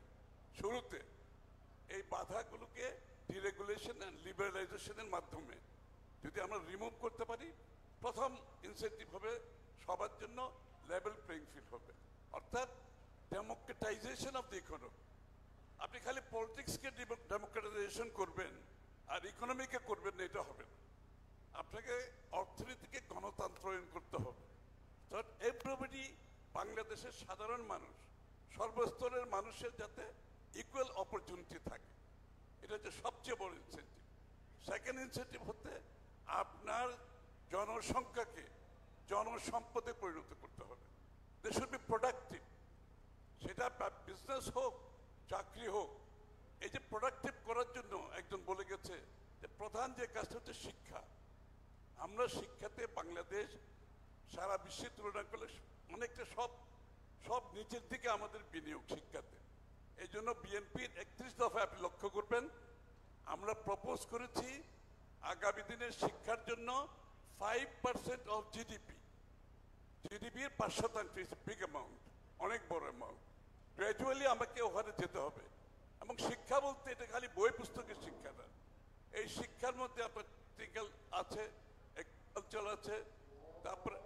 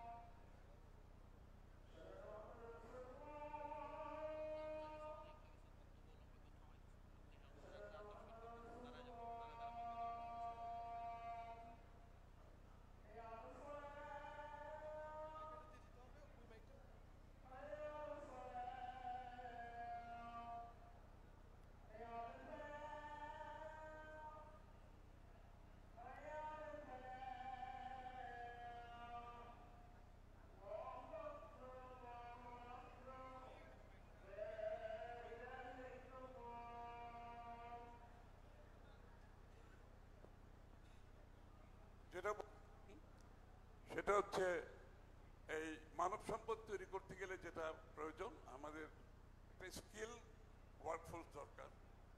এবং এই জন্য কিন্তু আমাদের যে 5% জিডিপির বিনিয়োগে যাচ্ছে বিএনপি, সেখানে স্কিলিং একটা বড় ইনভেস্টমেন্ট, রিস্কিলিং অর্থাৎ আপনার একটা স্কিল আছে বাট আপনাকে অন্য একটা জবের জন্য রিস্কিলিং করতে হয়। So there be skilling and there be reskilling and there be upskilling, অর্থাৎ আপনি যে স্কিল আছে ইটস নট এনাফ, এই জন্য আপনাকে আরো আপস্কিল করতে হবে। এখানে একটা বড় বিনিয়োগ আছে, BNP is committed for that. Technologically জাতিকে এগিয়ে আসতে হবে। যে জাতি যে দেশ এখন টেকনোলজিতে পিছিয়ে থাকবে তাদের কিন্তু সামনে যাওয়ার সুযোগ নেই। সেটা আপনি এগ্রিকালচার হোক, সেটা সেবা হোক, সেটা আপনি ইন্ডাস্ট্রি ম্যানুফ্যাকচারিং হোক, সেটা সরকার পরিচালনা হোক।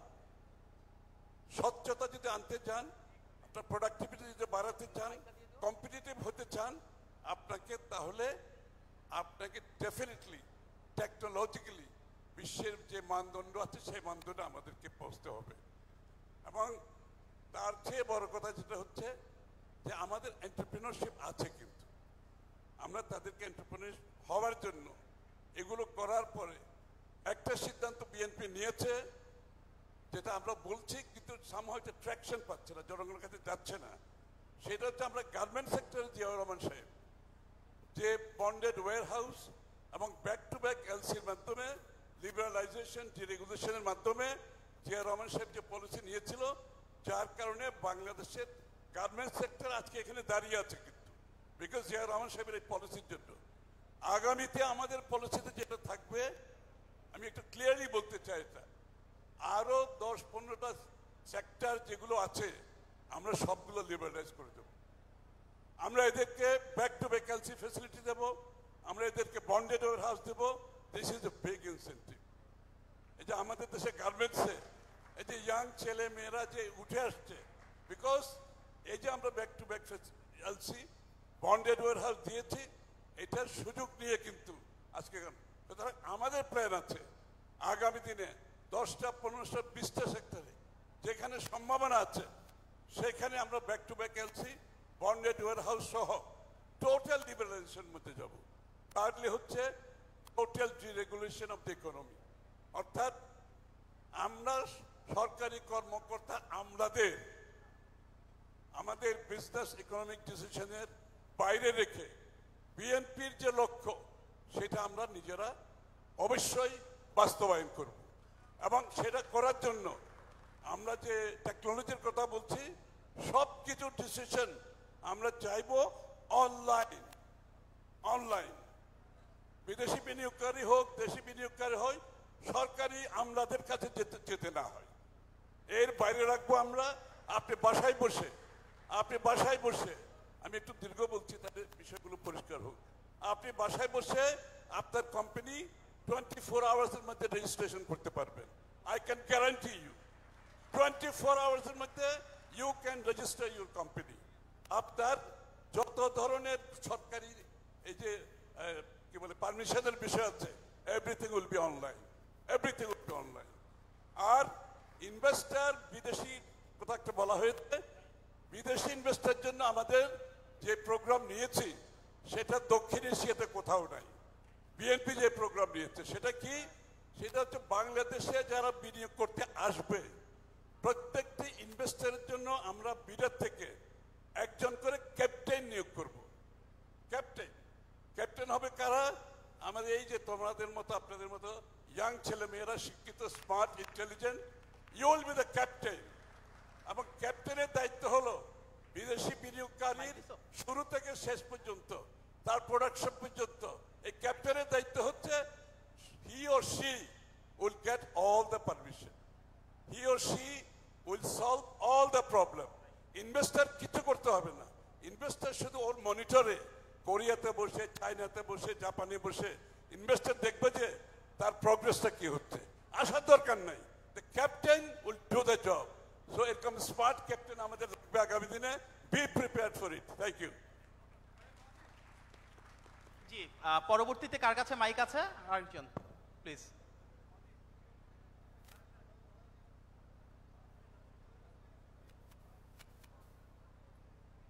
জি please. Assalamu alaikum. As current student আমার ইনকোয়ারিটাও আমাদের জন্যই রেলেভেন্ট। অ্যাজ এ স্টুডেন্ট আমাদের কিন্তু অনেকেই ফ্রেশ গ্র্যাজুয়েটস বলুন বা after HSC current undergrad students ওরা কিন্তু very willing to work, but বিভিন্ন কারণে lack of experienceর কারণে we feel like we are not prepared adequately to get into the job field. So in the presence of many educators in the panel, আপনাদের রেকমেন্ডেশনটা কি হবে so that we are prepared to get into the job field to acquire the necessary experience that we need at this graduate level? Thank you. Thank you. আপনি কি particularly কাউকে প্রশ্নটা করেছেন? আপনি if you can pick anybody. Any educator, I would love the insight of any educator in the panel. Sir, would you like to answer the question? Or anyone here would be great. Thank you. আপা বলতে পারেন? আপা বলবে মনে হয়। Anybody আপনাদের যেটা করেন। বাইরে যাওয়ার জন্য?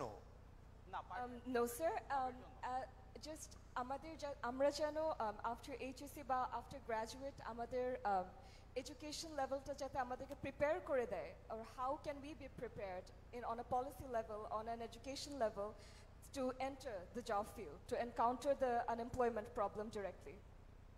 I think one of the predicaments that has been highlighted by Khosru a moment ago, that education has to be a system of transformation. যেখানে তোমার IELTS প্রয়োজন হবে না বা তোমাকে স্কুল এমন ভাবে তৈরি করবে। আর ইন ইংলিশ মিডিয়াম আর Bangla medium? I'm English version, yes. So তোমার ক্ষেত্রে তো কেসটা ভিন্ন। তুমি হয়তো বা যেগুলো প্রবলেমগুলো হয় আমাদের দুটো, আমরা স্যাট বা জিমেট জিআরই এই এক্সামগুলোতে আমাদের ছেলেমেয়েরা ভালো করে না, আর সেকেন্ডলি হচ্ছে IELTS এর যে ইস্যুটা সেটা। But truly speaking the system has to be one single system. এখানে উনি আছেন বা পলিসি মেকাররা, যে আমাদের এই মাদ্রাসা, এই বাংলা, এই ইংরেজি এগুলোর বাইরে গিয়ে will be looking forward under the 31 point or in future with the BNP that there has to be one comprehensive system that could promote the younger generation to go outside. However, I am deadly against the brain drain. আমি চাই যে তুমি গিয়ে আবার ফেরত আসো। I think Nerina, you can compliment something. আমি আসলে আমার মনে হয় ওর প্রশ্নটা ছিল যে আমাদের এডুকেশনাল সিস্টেমটার কোন পরিবর্তন হলে ও কর্মক্ষেত্রে নিজেকে করতে পারবে। আসলে সমস্যাটা কি হয়েছে জানেন, আমরা গত 15 বছরে দেখেছি সৃজনশীল শিক্ষার নামে আমাদের ছেলেমেয়েদের সৃজনশীলতা কেড়ে নেওয়া হয়েছে। হ্যাঁ, এই যে সৃজনশীলতা কেড়ে নেওয়া হয়েছে, আমি কি করে একজন শিক্ষক হয়ে আমার ছাত্র ছাত্রীকে, শিক্ষার্থীকে বলি যে সে কি করে এর থেকে পরিত্রাণ পাবে? আমি মনে করি শিক্ষা হতে হবে জীবনধর্মী, শিক্ষা হতে হবে শুধু মুখস্থ বিদ্যা নয়, শিক্ষা হতে হবে আপনাকে এনলাইটেন করবে, আপনাকে আলোকিত করবে। এই প্রশ্নের উত্তরটা আমি আসলে দিতে চাই না এই কারণে, কারণ আমাদের অনেক পরিবর্তন এসেছে এবং আমরা বিশ্বাস করি নতুন যে সরকার আসবে সেই সরকার অবশ্যই এই জায়গাটাতে দৃষ্টি দিবে। আপনার মতো সমস্ত শিক্ষার্থীর যে চোখের পানি, তার যে শিক্ষার সার্টিফিকেটটা শুধু কাগজ হয়ে গেছে, তার মস্তিষ্ক এবং হৃদয়ে কিছু আসেনি, আমি মনে করি এটি পরবর্তীতে যারা ক্ষমতায় আসবেন তারা এই বিষয়টি দেখবেন। ধন্যবাদ। আমরা তৃতীয় এবং শেষ এখনকার মতন, পরে আবার আসবো। আমি জাস্ট 1 সেকেন্ড। জি, আমার মনে হয় শিক্ষার বিষয়টা আমি একটু আগে বলেছি। জি, একটা যে বিনিয়োগের সমস্যা ছিল, সেই বিনিয়োগ সম্বন্ধে আমি বলেছি, কিন্তু লেখাপড়ার যে কোয়ালিটি, এটাতে বাংলাদেশে যে একদম নাই এটা তার বলার অপেক্ষা রাখে না। তারপরে যে এখনো ছেলেমেয়েরা সার্ভাইভ করতেছে এই ধরনের একটা শিক্ষা নিয়ে। সো আপনার কারিকুলাম থেকে শুরু করে শিক্ষার প্রতিটি স্টেপে কোয়ালিটি এডুকেশন ছাড়া কোনো জাতির এই থ্রেশহোল্ড যদি ক্রস করতে চায়, আমাদের প্রবলেম কোথায়? আমাদের মতো দেশগুলোতে আমরা একটা জায়গা পর্যন্ত ডেভেলপমেন্টে যেতে পারি, কিন্তু আমরা ওই থ্রেশহোল্ডটা ক্রস করতে পারি না। কেন? আমাদের এডুকেটেড জনগণ নেই। আপনি চাইনাতে বলেন, US, all the western countries, they have large enough educated population, they make the difference. আমরা থ্রেশহোল্ড যদি ক্রস করতে চাই, we have to, it's not যে বাইরে যাওয়ার জন্য না, দেশের বাইরে যেখানে যায়, আমার ওই থ্রেশহোল্ড ক্রস করতে গেলে ওভারঅল যে ইনভেস্টমেন্ট হবে সেখানে quality of education is a must. Thank you. আমাদের লাস্ট এখনকার মতো, আমরা পরে আবার ব্যাক করবো অডিয়েন্সের কাছে।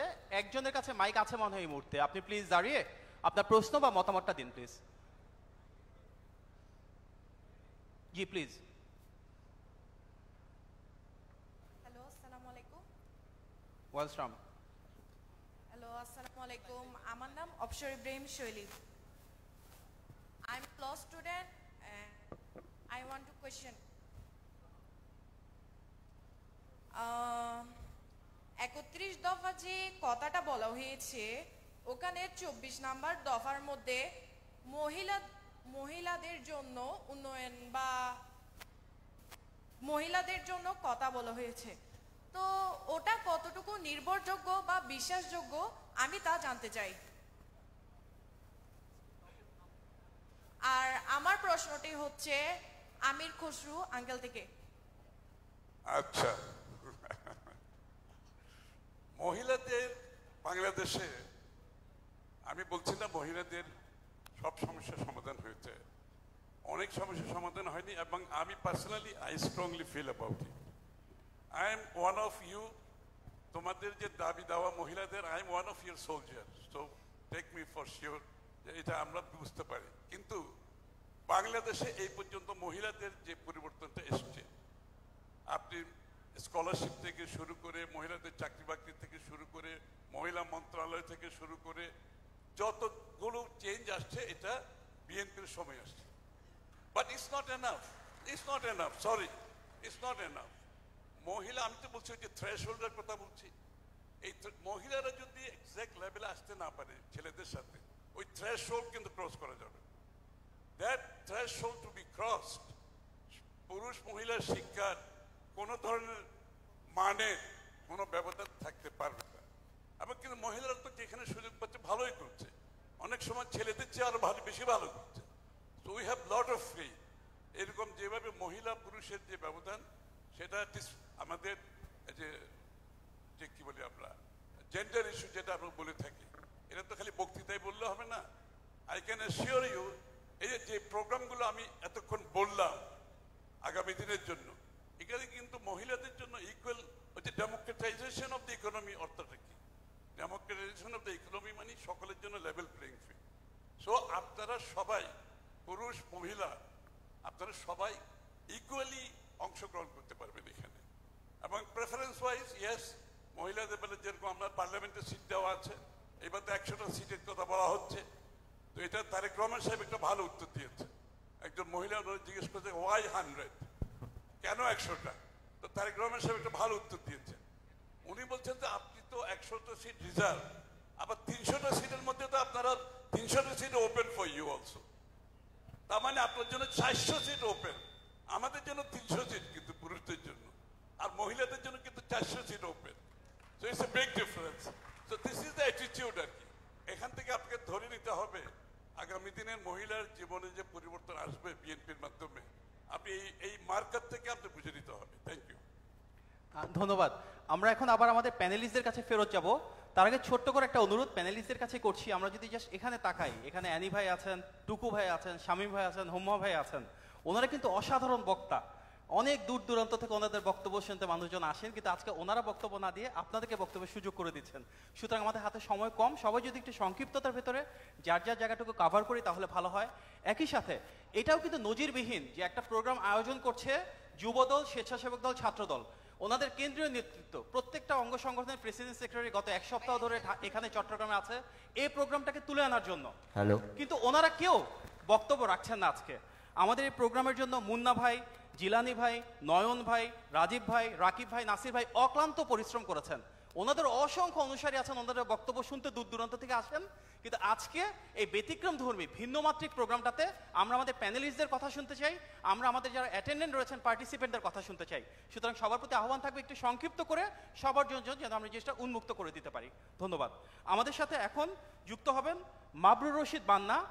উনি একজন চলচ্চিত্র নির্মাতা, লেখক এবং অনলাইন অ্যাক্টিভিস্ট। কন্টেন্ট ক্রিয়েট করার মাধ্যমেও যে বাংলাদেশে আর্ন করা যায়, ইউটিউব, ফেসবুক, টিকটক থেকেও যে টাকা অর্জন করা যায়, কর্মসংস্থান তৈরি করা যায়, এটাও কিন্তু একটা বড় বিষয়।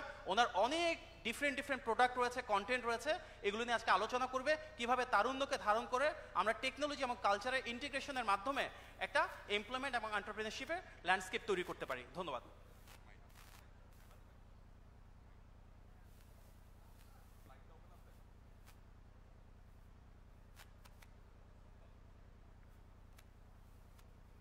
আসসালামু আলাইকুম। একটু চাপ হয়ে গেল, মাহাদি আমাকে একটু চাপে ফেলে দিল। আচ্ছা, এটাতে বেটার। আচ্ছা, আসসালামু আলাইকুম। একটু চাপে পড়ে গেলাম, এত ভালো ভালো স্পিকার সবাই সামনে বসে আছেন, যাদেরকে দেখে বড় হয়েছি তারা সবাই বসে আছেন, এবং এখানে আমার খুব ফেভারিট একজন কন্টেন্ট ক্রিয়েটার বসে আছেন, ওনার নাম হচ্ছে জাহেদ ভাই, এবং জাহেদ ভাইয়ের জন্য একটা তালি হবে। এই মানুষটাকে প্রথমেই সম্মান জানাতে চাই একটা বিশেষ কারণে, কারণ এই স্বৈরাচারের সময়ে বাংলাদেশ থেকে বসে ক্রমাগত সত্য কথা বলতে পারা অনেক কঠিন ব্যাপার ছিল, এই মানুষটা সেটা করেছেন। আমি যতবার তার সাথে কথা বলবো আমি তাকে প্রতিবার এই সম্মানটা দিতে চাই প্রত্যেকটা স্টেজে, এবং উনি এটা ডিজার্ভ করেন। এখানে সাইদ আব্দুল্লাহ আছেন, উনিও আমার খুব ফেভারিট একটা কন্টেন্ট ক্রিয়েটার, অনেকেরই পর্দাফাশ করেছেন, ছাগলকাণ্ড থেকে শুরু করে অনেক কিছুই। দেখেন, আমি কিন্তু কন্টেন্ট ক্রিয়েশনের কথা অলরেডি শুরু করে দিয়েছি, আপনারা বুঝতে পারছেন কিনা আমি জানি না, অলরেডি কন্টেন্টের কথাই বলছি। রাজনৈতিক কন্টেন্ট হোক বা স্পোর্টস নিয়ে হোক বা সেলাই মেশিনের গল্প হোক, গল্প তো গল্পই। তো আমি আসলে খুব বেশি তাত্ত্বিক কথায় যাব না, তাত্ত্বিক কথায় গেলে দেখেছি একটু বোর হয়। ওই যে আমার থেকে সাইদাদুল্লাহ বলছিল ভাই হাই উঠছে, তো আমি হাই উঠাতে চাই না। আমি আসলে যে বিষয়টা নিয়ে কথা বলতে চাই, আমার ফার্স্ট স্লাইডে চলে আসছি, কর্মসংস্থান। আমি একটু সময় নিচ্ছি, এক সেকেন্ড। কর্মসংস্থান, বহুমাত্রিক শিল্পায়ন নিয়ে তারুণের ভাবনা, তো এইটার সাথে পরের স্লাইডে আসবো। 31 দফার কি সম্পর্ক? 31 দফার সম্পর্কটা আসলে কি? এখানে 31 দফার সম্পর্ক হচ্ছে তারুণের ভাবনা 31 দফার ভেতরে আছে। তারুণ্য আসলে কর্মসংস্থান চায়, এবং তারুণ্য চায় বেকার না থাকতে। সহজ কথা, একদমই সহজ কথা। 2016 সালের কথা একটু মনে করিয়ে দিই। আমাদের দেশনেত্রী বেগম খালেদা জিয়া, উনি 2016 সালে একটা ভিশন দিয়েছিলেন, ভিশন 2030। এরপরে 2023 সালে আমরা এসে দেখলাম 31 দফার আলোচনা শুরু করলেন আমাদের অ্যাক্টিং চেয়ারম্যান, আমাদের লিডার তারেক রহমান। তো পরবর্তীতে পরের স্লাইডে যাব, পরের স্লাইড। আচ্ছা, আমরা একটু আগায় যাই, চলেন আমি কন্টেন্ট ক্রিয়েশনে খুব দ্রুত আমরা কিভাবে বেকারত্ব থেকে বের হয়ে আসতে পারি কন্টেন্ট ক্রিয়েশন নিয়ে একটু আলোচনা করি। আচ্ছা, আমরা কি মনে করি যে এটা একটা প্রফেশন হতে পারে কিনা? প্রথম কথা, এটা কি প্রথমে একটা প্রফেশন হওয়া উচিত কিনা?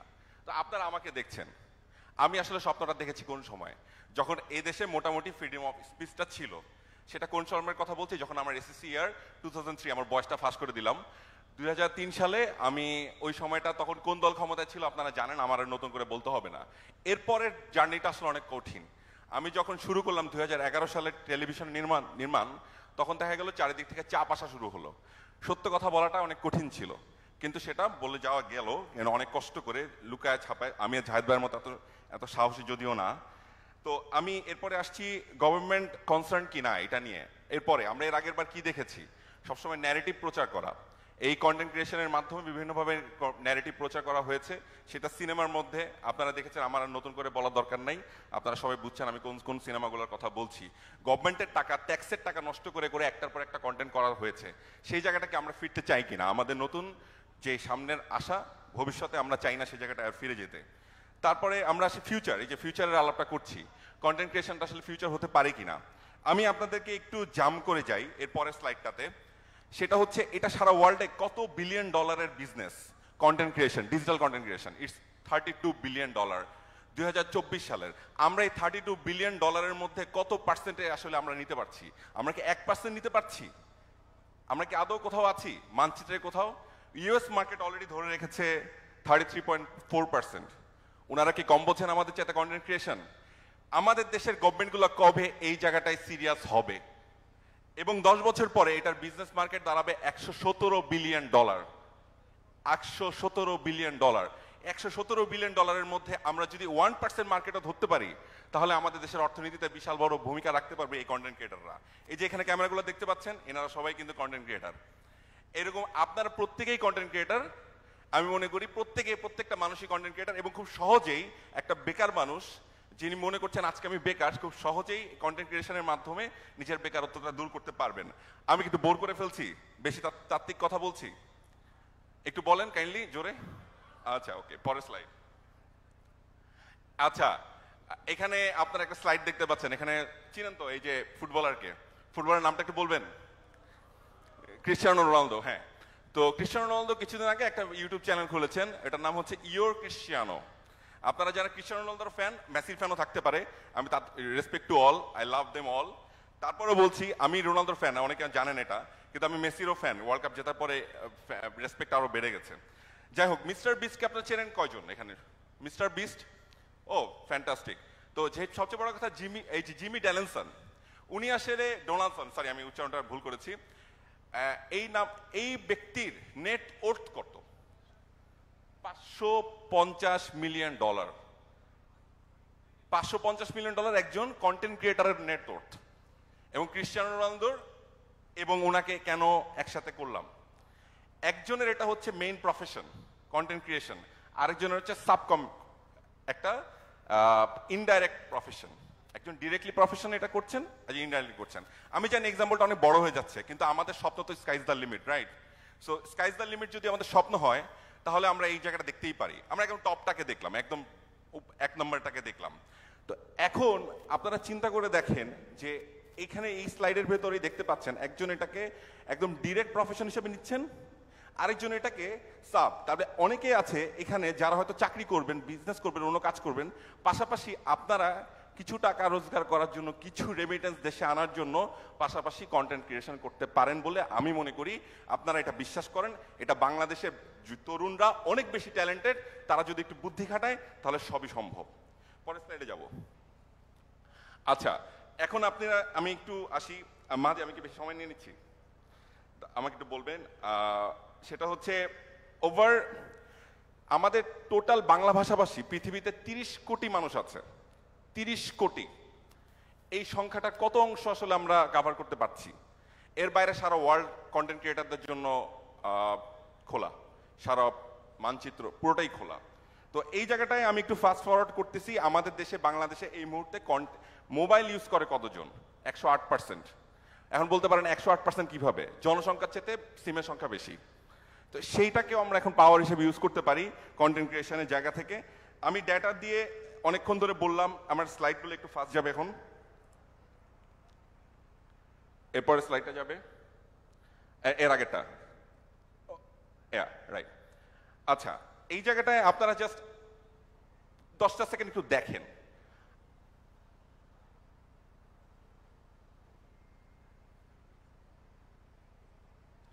আচ্ছা, ডান। এখানে যেটা হয়েছে, এরপরে স্লাইডটা আমি আগাবো, এটা অনেক বড় আলোচনা ছিল। আপনারা এই একটু নিচে, পরের স্লাইডটা, আগেরটা,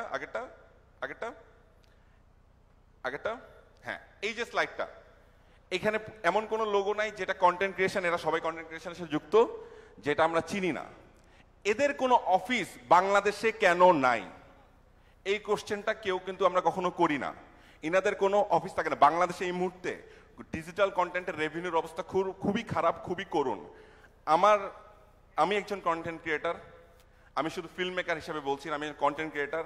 আপনাদের কাছে আমার বিনীত অনুরোধ, এখানে যারা প্যানেলিস্ট আছেন এবং সবার কাছে বিনীত অনুরোধ, আপনারা যদি এই ফান্ডগুলো, আমি আমাদের প্রধান অতিথির কাছে অনুরোধ করছি, অ্যানি ভাইদের কাছে অনুরোধ করছি, মাহাদি আমিনের কাছে অনুরোধ করছি, আপনারা যদি কখনো ক্ষমতায় আসেন, ইনশাল্লাহ আমাদের লিডারের কাছে অনুরোধ থাকলো, এনাদের অফিস যেন বাংলাদেশে থাকে, প্লিজ এনাদের অফিসে থাকে। কারণ আমাদের রেভিনিউ দিনকে দিন কমে যাচ্ছে ডিজিটাল কন্টেন্টের। যারা কন্টেন্ট ক্রিয়েট করে তারা আমাকে কানেক্ট করতে পারবে। তাদেরকে অনুরোধ, আমরা যেন আমাদের অনেক প্রবলেম হয় টেকনিক্যাল, যেগুলো আমরা সলভ করতে পারি না সহজে, সেই সলভটা যেন আমরা তাড়াতাড়ি করতে পারি। নেটফ্লিক্সের অফিস যদি বাংলাদেশে থাকে, তাহলে সবচেয়ে বেশি কাজ কারা করতে পারবে? বাংলাদেশের মেকাররা।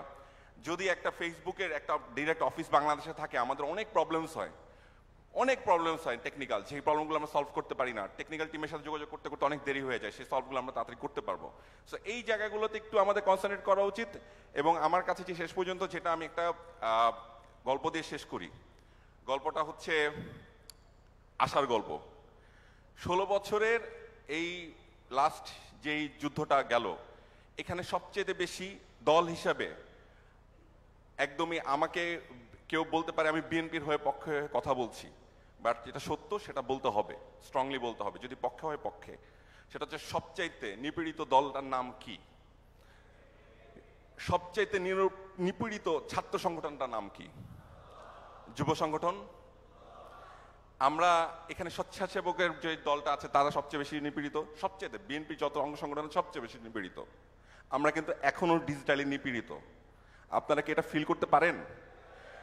যে যার জায়গা থেকে শিক্ষিত হয়ে উঠুন। আপনাদের কাছে অনুরোধ, আপনারা একটু পড়াশোনা করুন, স্টাডি করুন এবং একটা টিম তৈরি করুন, যে টিমটা সঠিক তথ্যটা, ইনফরমেশনটা ডিজিটালি ফাইটটা করতে যাতে আমরা পারি। আমরা কিন্তু ডিজিটালি ফাইটটা করতে পারছি না। আমি কিন্তু আজকে সিনেমার আলাপ দিলাম না, কারণ আমি নির্মাতা, আমাকে যারা সবাই চেনেন নাটক নির্মাতা হিসাবে চেনেন, আমি কিন্তু নাটকের আলাপ দিলাম না, এটা অনেক বড় আলোচনা। আমি আজকে ডিজিটাল কন্টেন্টের মধ্যেই থাকলাম। কিন্তু আপনারা প্রত্যেকে কিন্তু কন্টেন্ট ক্রিয়েটার, যে একটা স্ট্যাটাস লিখতেছেন সেও একটা কন্টেন্ট লিখছেন। এই কথাটা মনে রাখবেন, অনেক দায়িত্ব বেশি আপনাদের। আপনার দলকে, আপনার দলের সঠিক কথা, রাইট কথাটাকে চারিদিকে পৌঁছায় দিতে হবে আপনাদেরকে। সো শর্ট করার কথা বলা হয়েছে, আমি অলরেডি শর্ট করে ফেলছি। অসংখ্য ধন্যবাদ আপনাদেরকে, অসংখ্য ধন্যবাদ আমাকে সুযোগ দেওয়ার জন্য। আশা করছি বিএনপি ইনশাল্লাহ যদি ভোট পেয়ে ক্ষমতায় আসে তখন এই কাজগুলো তারা করবে। ধন্যবাদ। ধন্যবাদ বান্না। আমরা সবসময় কিন্তু নারীর ক্ষমতায়নের কথা বলি। আমাদের দেশের পপুলেশনের অর্ধেক নারী, সুতরাং আমরা চাই নারীরা সমাজে অনেক ভালো কিছু করুক, বড় কিছু করুক। আজকে আমাদের এখানেও কিন্তু একজন নারী প্রতিনিধি রয়েছেন, ডক্টর নাহরিন খান, জাহাঙ্গীরনগর বিশ্ববিদ্যালয়ের অধ্যাপক। উনি শুধু একজন শিক্ষক না, অনেক গুরুত্বপূর্ণ বিষয় নিয়ে গবেষণা করেন। আপনারা যারা টক শো দেখেন, one of the most eloquent speakers উনি। সুতরাং আজকে আমাদের সৌভাগ্য হচ্ছে ওনার সেই সুভাষণ, সুবক্তা শোনার জন্য। ধন্যবাদ। আসুন।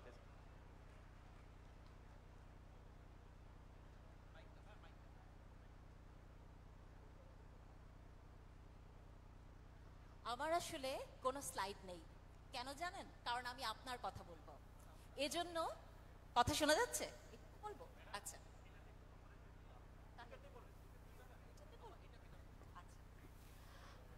এখন শোনা যাচ্ছে ক্লিয়ার?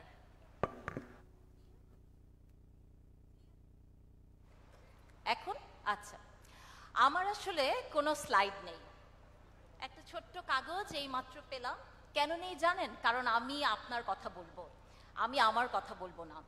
তো এতক্ষণ একটা অদ্ভুত জিনিস আমি লক্ষ্য করলাম। আপনারা কি কখনো ভেবেছেন যে এমন একটা ঘটনা বাংলাদেশে ঘটতে পারে? কি সেই ঘটনা? ঘটনাটি হলো যে আপনি বিএনপি করেন কি অন্য কোনো দল করেন অথবা কিছুই করেন না, একটি দলীয় ফোরামে আপনি আজকে এসছেন। এই প্ল্যাটফর্মটি তৈরি করেছে বিএনপি, কিন্তু আমন্ত্রণ করেছে দল মত নির্বিশেষে সবাইকে। আমি মনে করি যে এটি জনাব তারেক রহমানের রাজনীতির নতুন প্যারাডাইম শিফট, এবং তাকে আমি স্বাগত জানাই। তো কি হলো এতক্ষণ? অনেক চাকরি পেয়ে গেলেন, উদ্যোক্তা হয়ে গেলেন, অনেক কিছু হয়েছেন মনে হয়। স্বপ্নও দেখেছেন, স্বপ্ন ভঙ্গও হয়েছে, একটু পরে বলছি কিভাবে। প্রথমে চলুন একটা কাজ করি, অনেক তাত্ত্বিক কথা শুনলাম, একটা খেলা খেলি।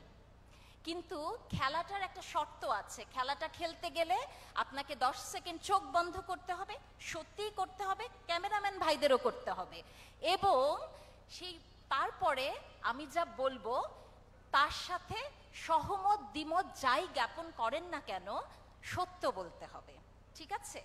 তো 10 মিনিটের জন্য চোখটা একটু বন্ধ করুন। 10 সেকেন্ড, হ্যাঁ। আমি কিন্তু দেখছি, অ্যানি ভাই চোখ বন্ধ করেন প্লিজ। হ্যাঁ, আচ্ছা, এখন যা যা করতে বলবো তাই করবেন। আপনি একটা লিডারের কথা চিন্তা করেছেন, তাই তো? আপনি এবার একজন ব্যাংকারের কথা চিন্তা করেছেন। আপনি এবার একজন আর্মি অফিসারের কথা চিন্তা করেন, সেটাও করেছেন। এবার আপনি একজন গার্মেন্টস কর্মীর কথা চিন্তা করেন, সেটাও করেছেন। বাড়ির গৃহকর্মী, সেটাও করা শেষ। ড্রাইভার, সেটাও করা শেষ। ঠিক আছে, এবার চোখ খুলুন, 10 সেকেন্ড শেষ। এখন আমি আপনাদের কাছে উত্তর নিব না, কারণ সময় নেই, উত্তরটা আমি দিয়ে দিচ্ছি। আপনি যখন লিডারের কথা চিন্তা করেন, আপনি অবভিয়াসলি একটা পুরুষের কথা চিন্তা করেছেন। যদিও এই দেশে সাবেক প্রধানমন্ত্রী বেগম খালেদা জিয়া, তার মতো নেতৃত্ব আমরা কখনো দেখিনি, কিন্তু তারপরও কিন্তু আপনার মনোজগতে নারী আসে না। তারপর আমি বলেছি আপনি ব্যাংকারের কথা চিন্তা করেন, সেটিও আপনি চিন্তা করেছেন একজন পুরুষের কথা, সত্যি না? জি। আর্মি অফিসার, সেটাও পুরুষ। গার্মেন্টস কর্মী, নারী। বাসার গৃহকর্মী, নারী। গাড়ির যে ড্রাইভার, সেও হচ্ছে আপনার চোখে পুরুষ। অথচ প্রতিটি পেশায় নারীরা আছে। আপনার মনোজগতে আপনি চোখ বন্ধ করলে যদি নারী দেখতে না পান, তাহলে এই নারী কি করে এখানে আসবে আপনি বলেন? আসার কোনো সম্ভাবনা আছে? নাই। কিন্তু তাহলে আপনাকে কি করতে হবে? আপনার মনোজগৎকে ঠিক করতে হবে। কেন জানেন? পুরো বাংলাদেশের জন্য। একটা রিসার্চে বলেছে যে যদি আপনি নারীকে কর্মক্ষেত্রে আনেন, ঠিক পরিসংখ্যানে আসতে পারে, তাহলে এই দেশের 29% উৎপাদন বেড়ে যাবে। 29% উৎপাদন আপনার ইকোনমিতে বাড়বে। তাহলে সেই নারীকে আপনি কষ্ট দিবেন? বললাম না যে আমার কোনো স্লাইড নাই, আমি আমার কথা বলবো না, আপনার কথা বলবো। যে আপাটি নারী বিষয়ক প্রশ্ন করেছেন তার উত্তর দিচ্ছি। একটা দুঃখের কথা বলি, বললে আপনারা আবার কি বলেন, অনেক বড় বড় মানুষ, স্যারও আছেন, স্যার কিছু মনে করবেন না, আমি দুঃখিত, আপনারা সবাই মহিলা বলেন। আপনি কি জানেন মহিলা শব্দের অর্থ কি? মহিলা শব্দের অর্থ হচ্ছে মহলের ভেতর যে অন্তরীণ থাকবে অসূর্য স্পর্শা। আপনি আমাকে সূর্য দেখতে দিবেন না, আপনি আমাকে মহলের ভেতর অন্তরীণ রাখবেন, আপনি তারপরে এই কাজটি করে বেড়াবেন, নারীর ক্ষমতায়নের কথা বলবেন। আপনার কাছে মনে হতে পারে এটা একটা নিছক শব্দ, কিন্তু শব্দের গুরুত্ব অনেক।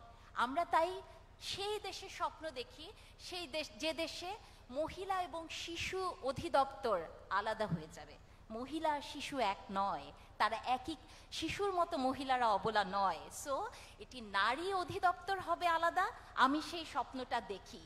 তো এই যে আমরা খেলাটা খেললাম, নারী নিয়ে কথা বললাম, এখন নারীর একটু বাইরে যাই, না হলে আমার পুরুষ বন্ধুরা তারা ধরেই নেয় বাংলাদেশের নারী মানে নারীবাদী একটা গালি।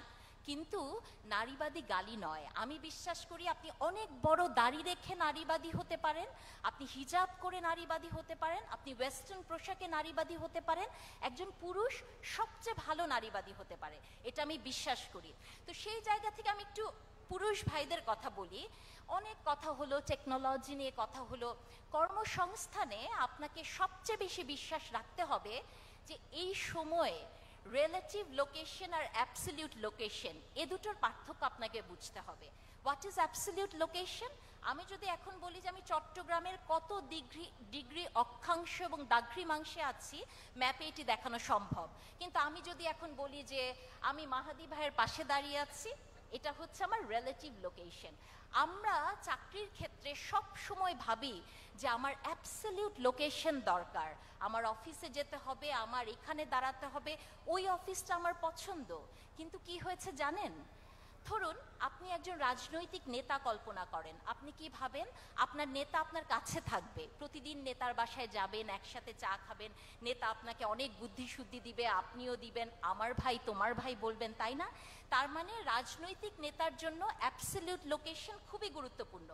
কিন্তু জানেন একটা অদ্ভুত ঘটনা ঘটে গেছে গত 15 বছর, 2008-এর পর থেকে। একজন নেতা তিনি প্রমাণ করে দিয়েছেন যে তিনি বাংলাদেশ থেকে শত হাজার মাইল দূরে থেকেও রিলেটিভ লোকেশনে বসে তার নেতাকর্মীদের সঙ্গবদ্ধ করতে পারে। আমি মনে করি যে এইটা জনাব তারেক রহমানের একটা ক্যারিসমা, যে তিনি ওই 7 সমুদ্র 13 নদীর পারে বসেও বিএনপি নামক দলটাকে ধরে রেখেছে। এটি একটি উৎকৃষ্ট প্রমাণ যে আপনি যে কাজটাই করেন না কেন আপনার কি প্রয়োজন জানেন? 3টা জিনিস: learning with happiness, knowing with happiness and listening with happiness. আপনার হ্যাপিনেস থাকতে হবে, আপনার ডেডিকেশন থাকতে হবে, আপনাকে বুঝতে হবে যে আপনি কোন কাজটা করতে চান, তার একটা লক্ষ্য আপনার থাকতে হবে। তবে আমার জন্য যে লক্ষ্য কাজ করেছে সেটি আপনার জন্য নাই করতে পারে। ওই যে বলেছিলাম না স্বপ্নভঙ্গ, দেখুন আজকের এই প্রোগ্রামে একটা স্বপ্নভঙ্গ হয়েছে। কেউ কি জানেন কি হয়েছে? ধরুন আমি একটা খেলা খেললাম, আমি কিন্তু কোনো পুরস্কার ঘোষণা করিনি, আমি একজন সত্যবাদী মানুষ, আমি পুরস্কার ঘোষণা করতে চাই না। কিন্তু ঢাকা বিশ্ববিদ্যালয়ের একজন শিক্ষক আপনাকে বিমানের টিকিট দিবে বলে এই যে স্বপ্ন দেখালো এবং শেষ পর্যন্ত সেটি শেষ হয়ে গেল একটা ক্রেস্টে, এই দুঃখটা, এই স্বপ্নটাই তো গত 15 বছর আমরা দেখেছি উন্নয়নের স্বপ্ন, তাই না? এই উন্নয়নের স্বপ্নে যে কি হয়েছে শেষ পর্যন্ত আমরা দেখেছি কয়েকটা বড় বড় ইনফ্রাস্ট্রাকচার, অন্তঃশ্বাস শূন্য উন্নয়ন। তাই আমি 2টা শব্দে খুবই ভয় পাই, যেটা নিয়ে আজকে অনেক কথা হচ্ছে। এক হচ্ছে স্বপ্ন দেখা, কারণ স্বপ্ন আসলে বিক্রি হয়ে গিয়েছিল, সেটি জাতির পিতার স্বপ্ন হয়ে গিয়েছিল, এর স্বপ্ন ওর স্বপ্ন, কিন্তু আমার স্বপ্ন আসলে ছিল না।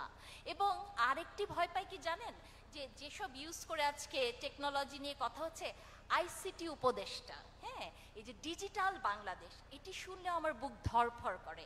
তো আমি আসলে কি চাই, ডিজিটাল বাংলাদেশ, হ্যাঁ এটি সময়ের প্রয়োজন, এটি আসবে, কিন্তু তার সাথে সাথে মানবিকতা, ভালোবাসা এবং আপনার ডেডিকেশন ভেরি ইম্পর্টেন্ট। আমি জানি সময় খুব কম, শেষ করে দিচ্ছি একটি কথা বলে। আজকে আপনি যে রাজনীতিটি করছেন, যে কাজটি করছেন, আপনি ছাত্র হতে পারেন, রাজনীতিবিদ হতে পারেন, যা খুশি তাই হতে পারেন। আজকের প্ল্যাটফর্মটি যেহেতু জিয়া পরিবারের করা, বিএনপির করা, কারণ আমি বিএনপি বলতে জিয়া পরিবার মনে করি, এই 3টা প্রজন্ম থেকে আপনি আপনার ব্যক্তিগত জীবনে একটা শিক্ষা নিতে পারেন। প্রেসিডেন্ট জিয়াউর রহমান, তার কাছ থেকে নিতে পারেন দেশপ্রেম। বেগম খালেদা জিয়া, তার কাছ থেকে নিতে পারেন আপোষহীনতা। এবং জনাব তারেক রহমানের কাছ থেকে নিতে পারেন স্বজন হারানোর বেদনাকে ক্যাপিটালাইজ না করে কি করে এগিয়ে যাওয়া যায়। তাহলে ভালো মানুষ হতে হবে, বড় হতে হবে এবং মাথায় থাকতে হবে দেশপ্রেম, মেরুদণ্ডটা শক্ত, আপোষহীনতা এবং শেষ পর্যন্ত ব্যক্তিগত দুঃখ কষ্টকে ব্যাগের ভেতর ভরে সামনের পথে এগিয়ে যাওয়া। ধন্যবাদ। ধন্যবাদ নাহরিন আপা। আমরা বাংলাদেশে যারা আছি সবাই কিন্তু অনেক টেকনোলজিক্যাল কোম্পানির প্রোডাক্ট ইউজ করি। Facebook, YouTube, Google, TikTok, Oracle সবই কিন্তু আমরা ইউজ করি কম বেশি। অনেক বড় একটা ডোমেস্টিক বা কনজিউমার মার্কেট বাংলাদেশে আছে। কিন্তু দুঃখজনক হলেও সত্য, আমাদের পাশের দেশে সবার অফিস আছে, আমাদের দেশে অফিস নাই। আমাদের একটা বড় লক্ষ্য, আমাদের নেতা জনাব তারেক রহমান বলেছেন যে বাংলাদেশে সব বড় বড় টেকনোলজিক্যাল কোম্পানি যেন আসে, ইনভেস্ট করে, কর্মসংস্থান তৈরি করে। আমরা শুধু তাদের প্রোডাক্ট ইউজ করবো আর তারা বিদেশ থেকে মুনাফা নিয়ে যাবে তা না, আমরা চাই তাদের অফিস বাংলাদেশে আসুক। সেই লক্ষ্যে আজকে আমরা চেষ্টা করেছি ওয়ার্ল্ডের একটা অন্যতম বড় ফার্ম ওরাকল, একটা বড় টেকনোলজিক্যাল ফার্ম, সেখানে যিনি কাজ করছেন সিনিয়র ইঞ্জিনিয়ারিং ম্যানেজার হিসেবে, ওনার নাম মুনতাসির মুনির, উনি আজকে আমাদের সাথে অনলাইনে যুক্তরাষ্ট্র থেকে সম্পৃক্ত হবেন এবং আমরা আলাপ করব কিভাবে আমরা টেকনোলজিক্যাল কোম্পানিগুলোকে এবং আমাদের আইটি প্রফেশনালদেরকে আমাদের ইন্ডাস্ট্রিয়াল অ্যান্ড ন্যাশনাল গ্রোথে আরও বেশি ইন্টিগ্রেট করতে পারবো। ধন্যবাদ। আসসালামু আলাইকুম, আমার কথা শোনা যাচ্ছে? জি ভাই, শোনা যাচ্ছে। জি হ্যাঁ, ধন্যবাদ আয়োজকদের এরকম একটি অসম্ভব সুন্দর অনুষ্ঠানে আমাকে অংশগ্রহণ করার সুযোগ দেওয়ার জন্য। আমি জানি না আগে কখনো এরকম হয়েছে কিনা যে আমার মতো একটি অরাজনৈতিক বা অ্যাপলিটিক্যাল ব্যক্তিত্বকে এইরকম একটি প্ল্যাটফর্ম করে দেওয়া হয়েছে যেখানে আমি কথা বলতে